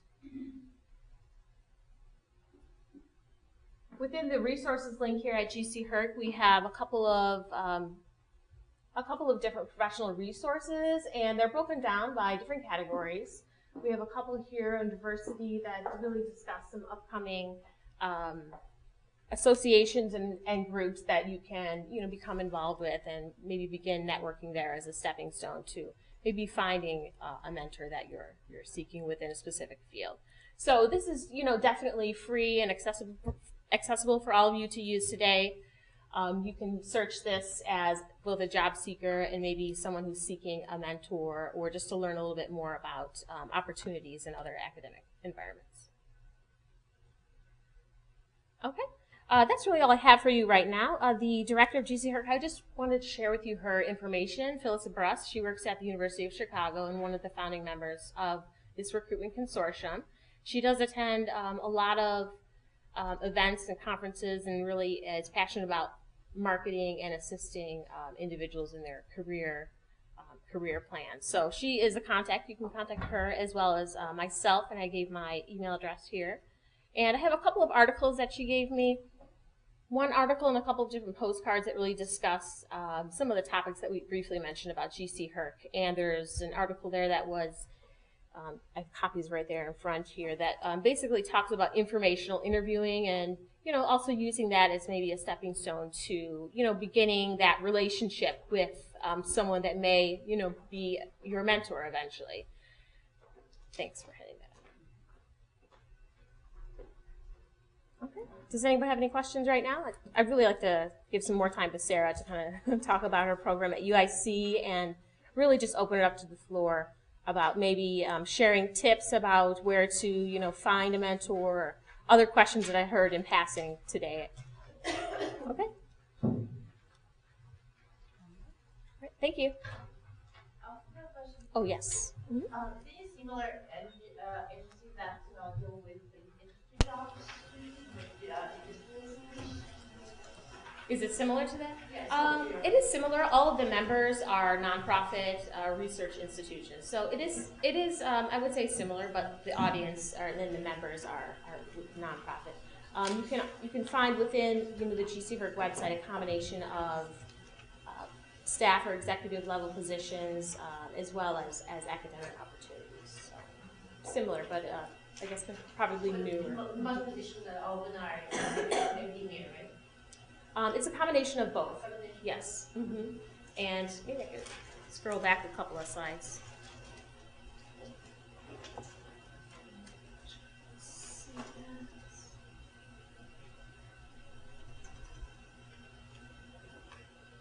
I'm not sure if you can see that from there, but at the very top of the home page here, you can begin your search by limiting, the criteria to either. We have the opportunities sorted by two categories, either academic or staff and executives, or both. So at the very top is just two qualifiers you can use to select and search for opportunities.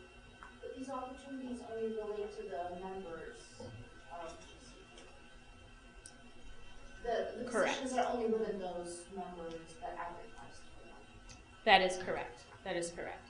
So they're currently growing, but right now I think we have less than 30 members at this time. Mm-hmm. But it's just another resource for you.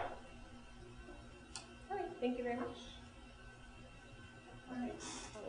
And while we're transitioning, I wanted to see, my portion of the talk is going to delve into mentoring at UIC.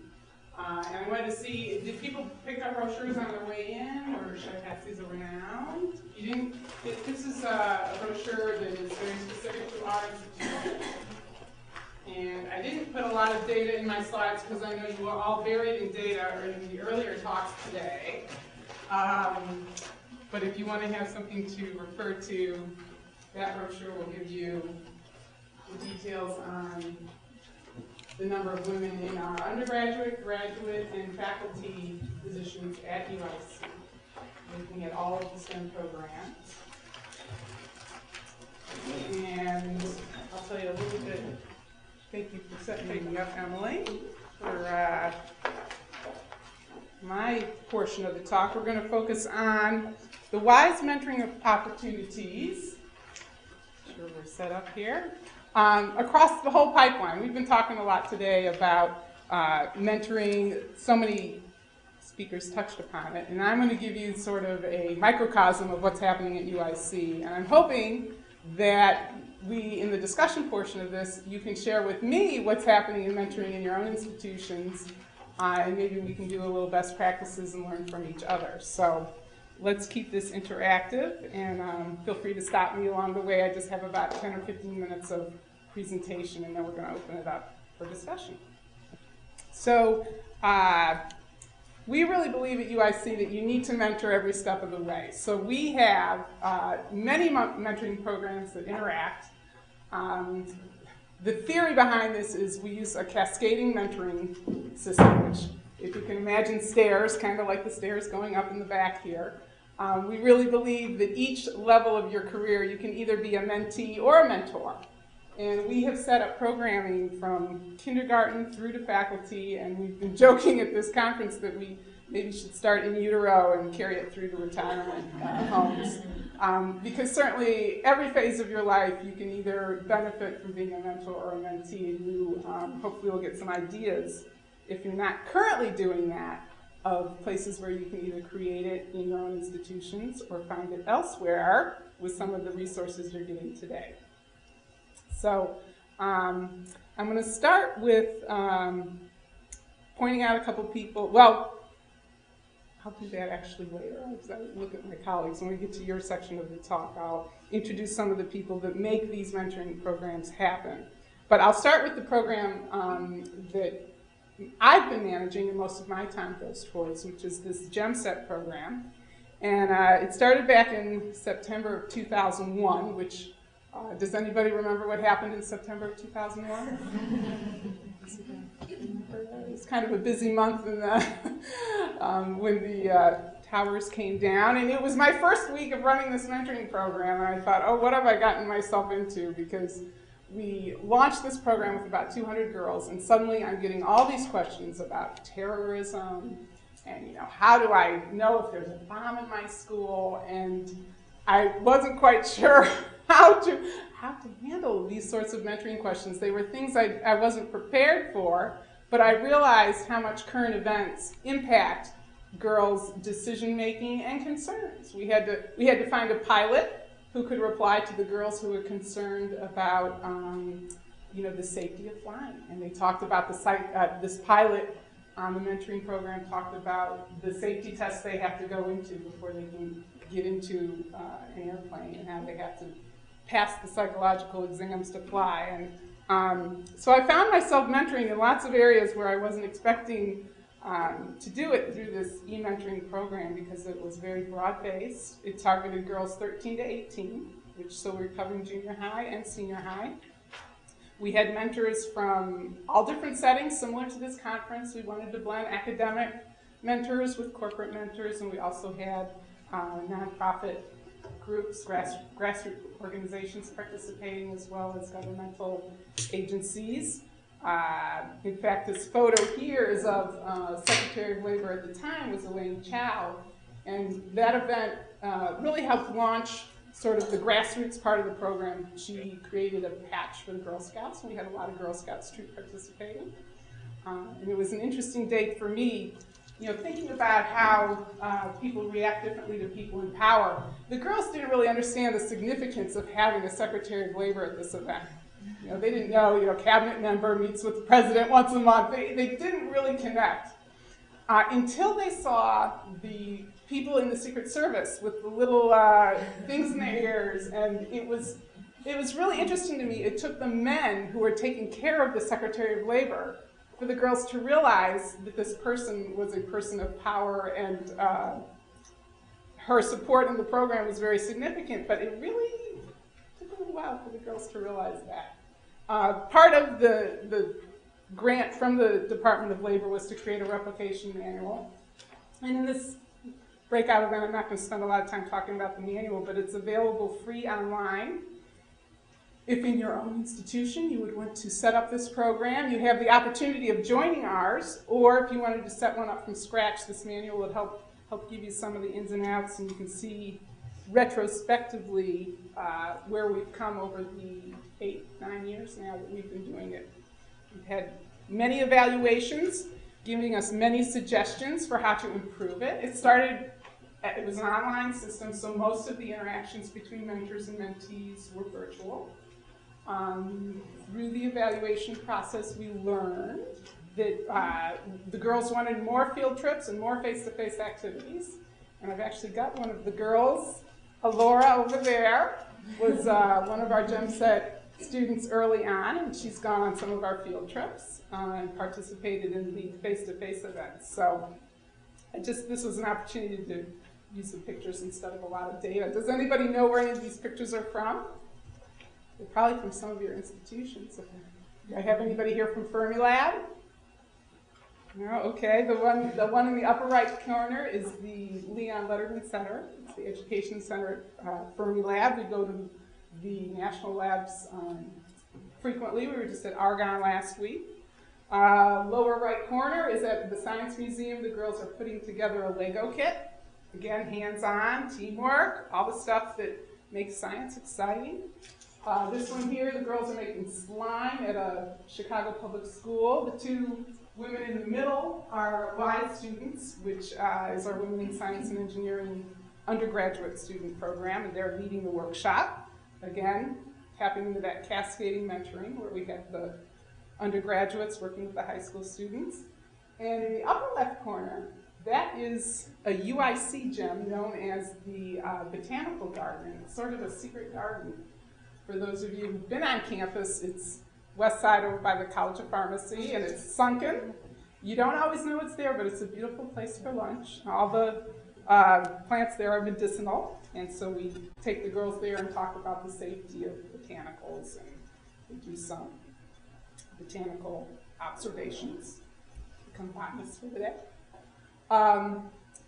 So I talked a little bit about how we want to cover the whole pipeline. We decided that we really, as a state university that has a very, very large intake pipeline from the community colleges, we wanted to do more really assertive mentoring of our future students coming from community colleges. And this is one of those programs. It's called the Women in Nanotechnology program. And it's funded by the Department of Labor, and we do have some private foundation money to work with K-12 students again. So we're able to cover a broad range of students. We have a Facebook group. If any of your careers are in the nanotechnology field and you want to see what we're doing in this program, you can join our Facebook club, become a fan, and then you'll get the messages. And we also work with our sister campus to help provide some of our lab materials for that program. And I've got the website there for you if you want to get involved, either as a mentor or to participate and see what's happening in nanotechnology careers here in the city. We really focus a lot on career opportunities here because it's pretty clear that during a recession, people want to know where the job opportunities are going to be. And we take them both to academic locations and to the corporate settings. The one on the left is our own nanotechnology core facility, where they can talk to grad students and lab technicians working there. And the one on the right, those are two, they're alumni from UIC's Department of Chemistry who are flavor chemists. And they, again, they work at a corporate setting using nanotechnology for flavor kits. So those are the sorts of things we do for the hands-on activities, the field trips and whatnot. We also do undergraduate mentoring, and I've actually got a photo here of someone in the audience, Beth Cowgill, who is very active on our WISE wing. The flattering picture. Yes, she is. I warned her that she was going to be on display at today's mentoring talk. She's been very active in our mentoring program. But these are some of the things for those of you who are in undergraduate programs. You probably have these things happening, if not formally, informally. We really believe that some formal structure helps. So we have a WISE Wing Living Learning residential hall where all the students on the hall are in a STEM field. Is that right, Beth? Mm-hmm. And some of them are in the same courses so that we believe that organically it will help with studying and that they'll have neighbors who are having tests at the same time and having the same assignments that they can work on. We do seminars, travel grants, and peer mentorings, and these involve graduate and undergraduate students working together. And we've got a proposal in to do a much more extensive longitudinal study. The preliminary data looks really good. We're seeing graduation rates of about 75% for the students that have been part of this mentoring. So we know it works. We need to prove that it has to be done longitudinally so we can track what happens even after we know the student at UIC.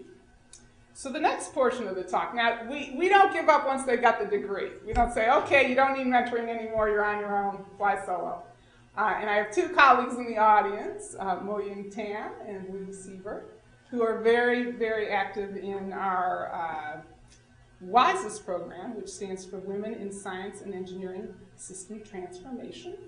And this program targets our faculty and postdocs. So at UIC, we try to continue the nurturing. This grant you may have heard in some of the other talks. It's part of the advanced program out of NSF. It's a 5-year grant, $3.3 million, and currently it's the only, UIC is the only institution in Illinois with the program, and the main goal is to increase the number, presence, and leadership status of STEM, both majority and underrepresented minority women. So I'll give you a little bit more detail on this. This shows photos of the 5 postdocs who have been recruited by WISES.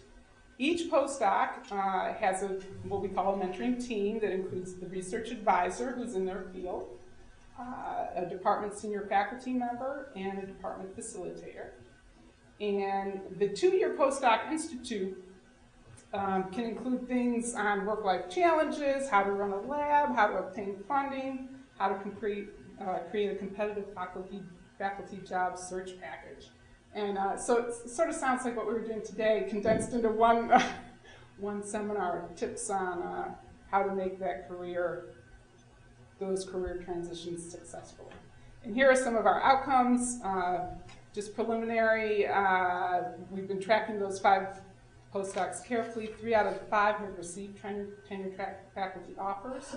1 is now at UIC in a tenure track position. 1 is in a tenure track position at University of Puerto Rico. One's is a research faculty at UIC. 1 turned down the offer and is continuing as a postdoc. And the 5th one, we're not sure on yet. So we've got 1 still up in the air. And for the faculty, the real key for the faculty is to have the head of the department be very involved in the mentoring program. Every STEM department at UIC has either a formal or an informal mentoring program, and as well as an annual plan to improve departmental climate.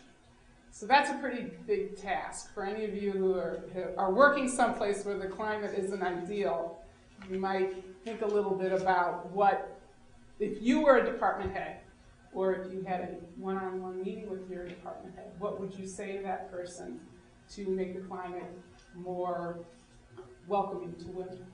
So that's something we can talk about as we get into the discussion. And then our Office of the Vice Provost for Faculty Affairs is running 2 mentoring programs targeted to our faculty. And Moy and Tam, Dr. Tam can give you more details on this. This is just sort of the overview of it. They do group mentoring, where 3 to 5 mentees are matched with a senior faculty person. And for the underrepresented faculty mentoring program, the faculty director runs networking events and writing groups, again, trying to give a boost to those faculty who are participating. And I always have to end the talk with our generous funders, because none of these mentoring programs would happen without them. We are lucky to have a lot of mentors who volunteer, but the funding to support the outreach and the events come from these organizations. And I also have brochures. If someone in the audience is interested in trying their hand at mentoring, I would welcome that. You can talk to me either after the session today or in the networking, or you can email me if you want to learn more. We've got an event coming up April 28th, which is a luncheon that I wanted to invite everybody to. And this is showing you how you can reach me after the talk today. And that's the end of my talk. Now it's your turn to talk. We've got a stack of questions that we can just go through as a group.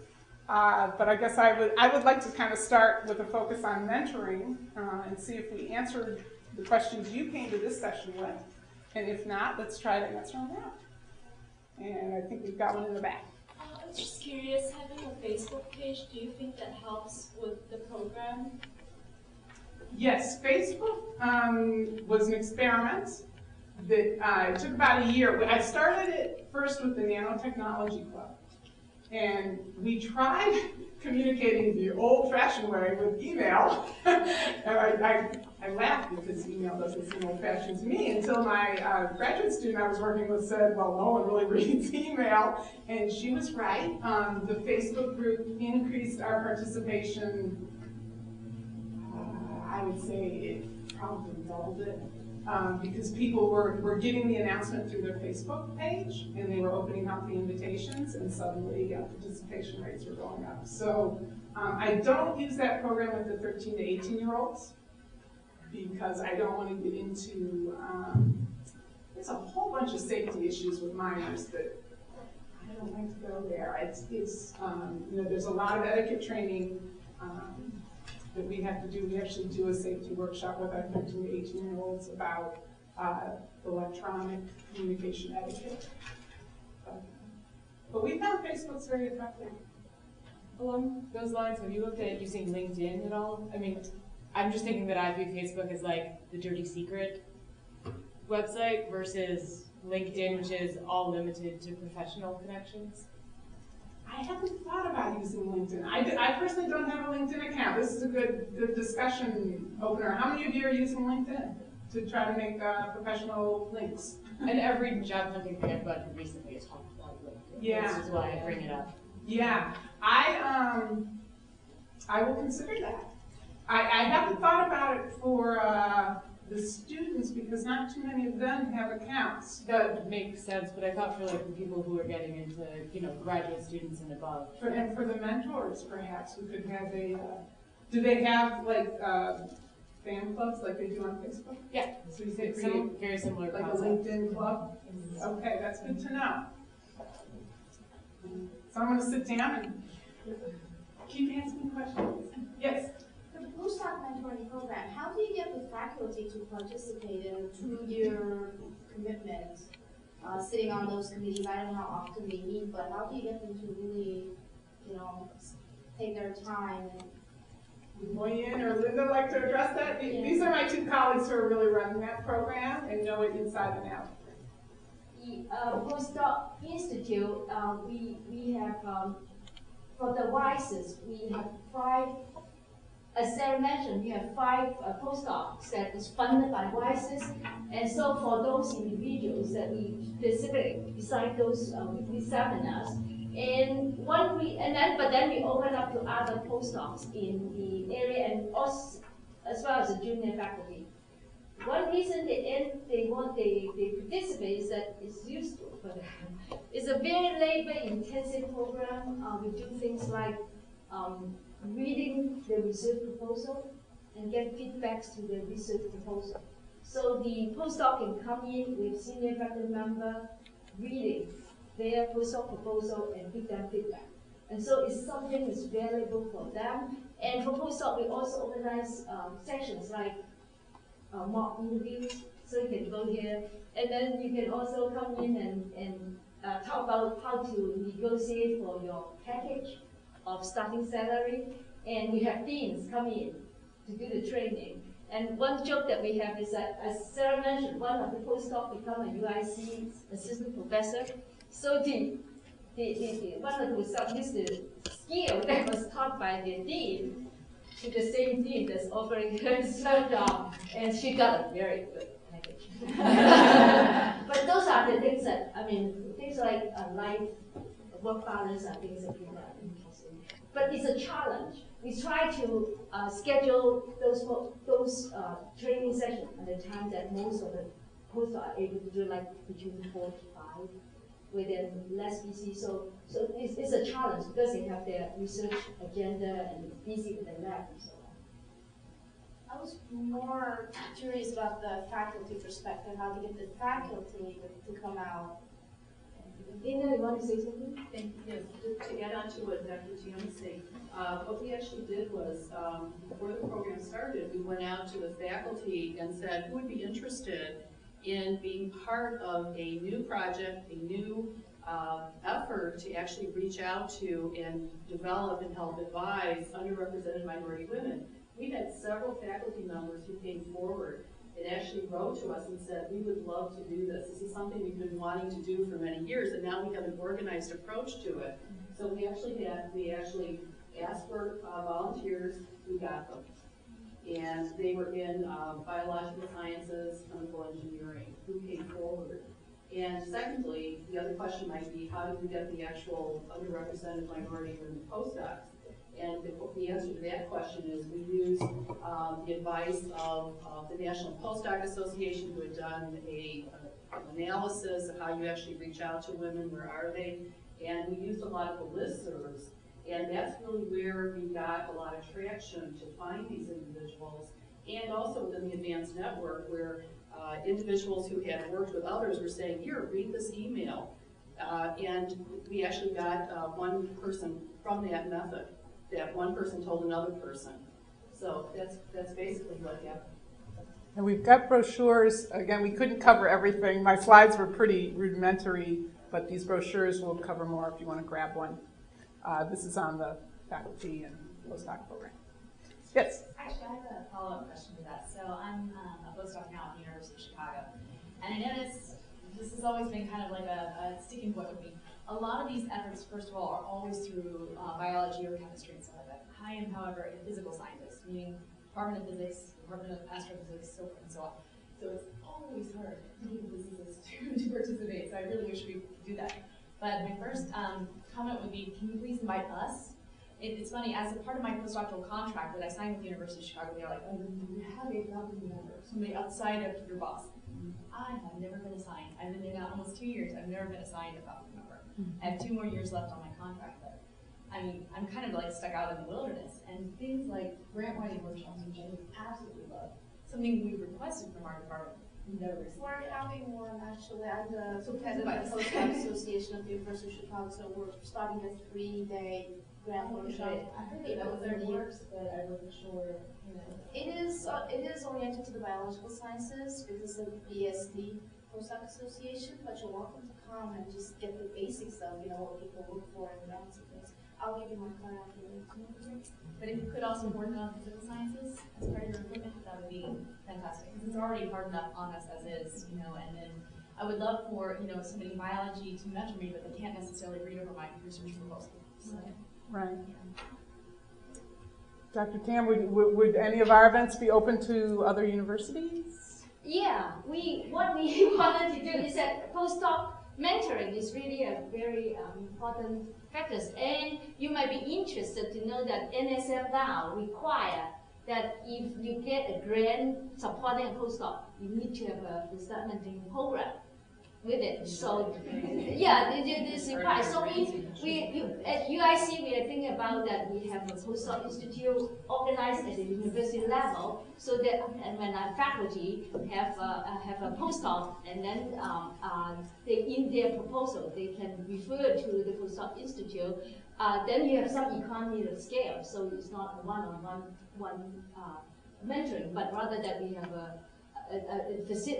activities that we can welcome a lot of postdocs to come in.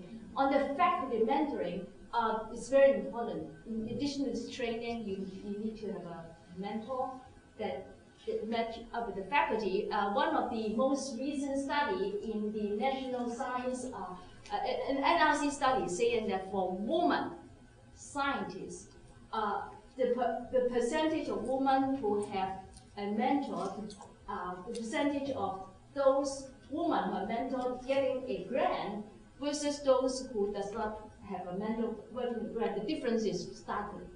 Those without a mentor, the percentage is like 68%. Those who mentor, the percentage of them getting grant is like 93%.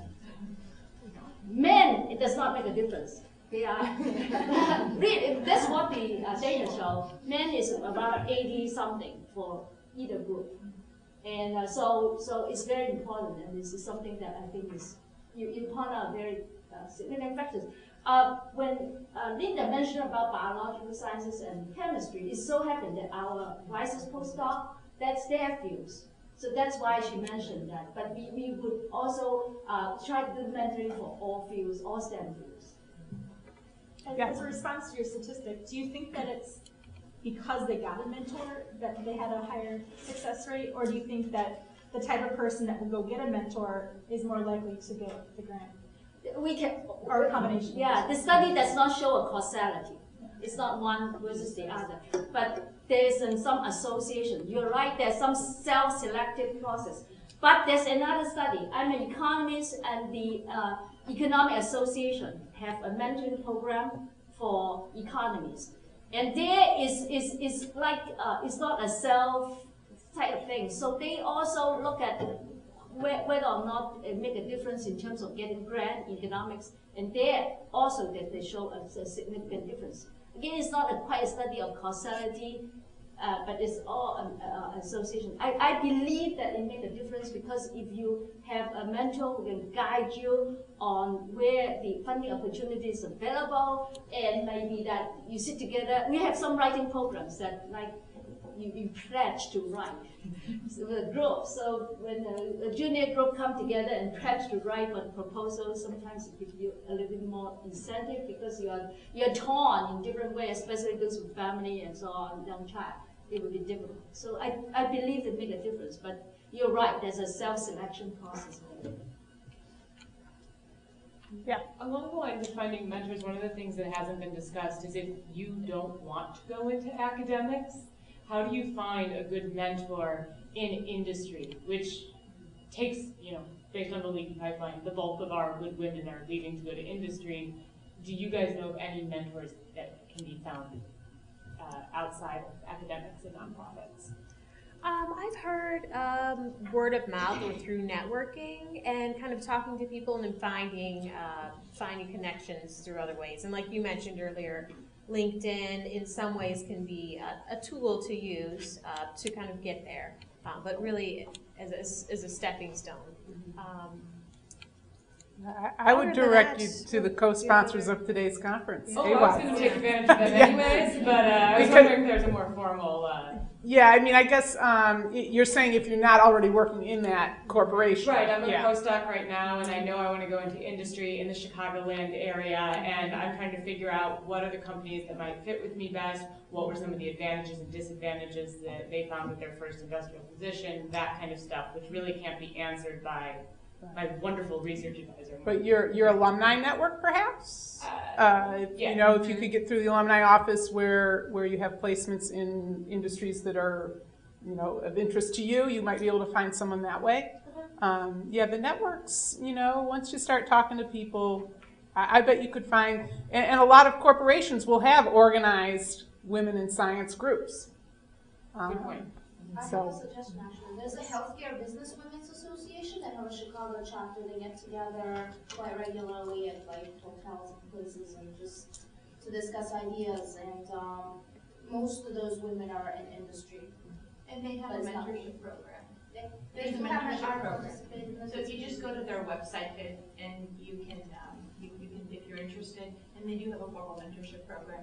Okay, so it's Healthcare Business Women in... Women's Association. Women's It's Association. BHPA. HBA. Everybody get that? BHPA? HPA. Oh, HPA.org? .com. Okay. Little plug there. So we might have enough time for one more question. Anything burning before the cocktail networking opportunity? I just in the back. More to your question. I started because I knew I'm a grad student now, and I knew I didn't want to go down the academic path. So you know, academics know about academia.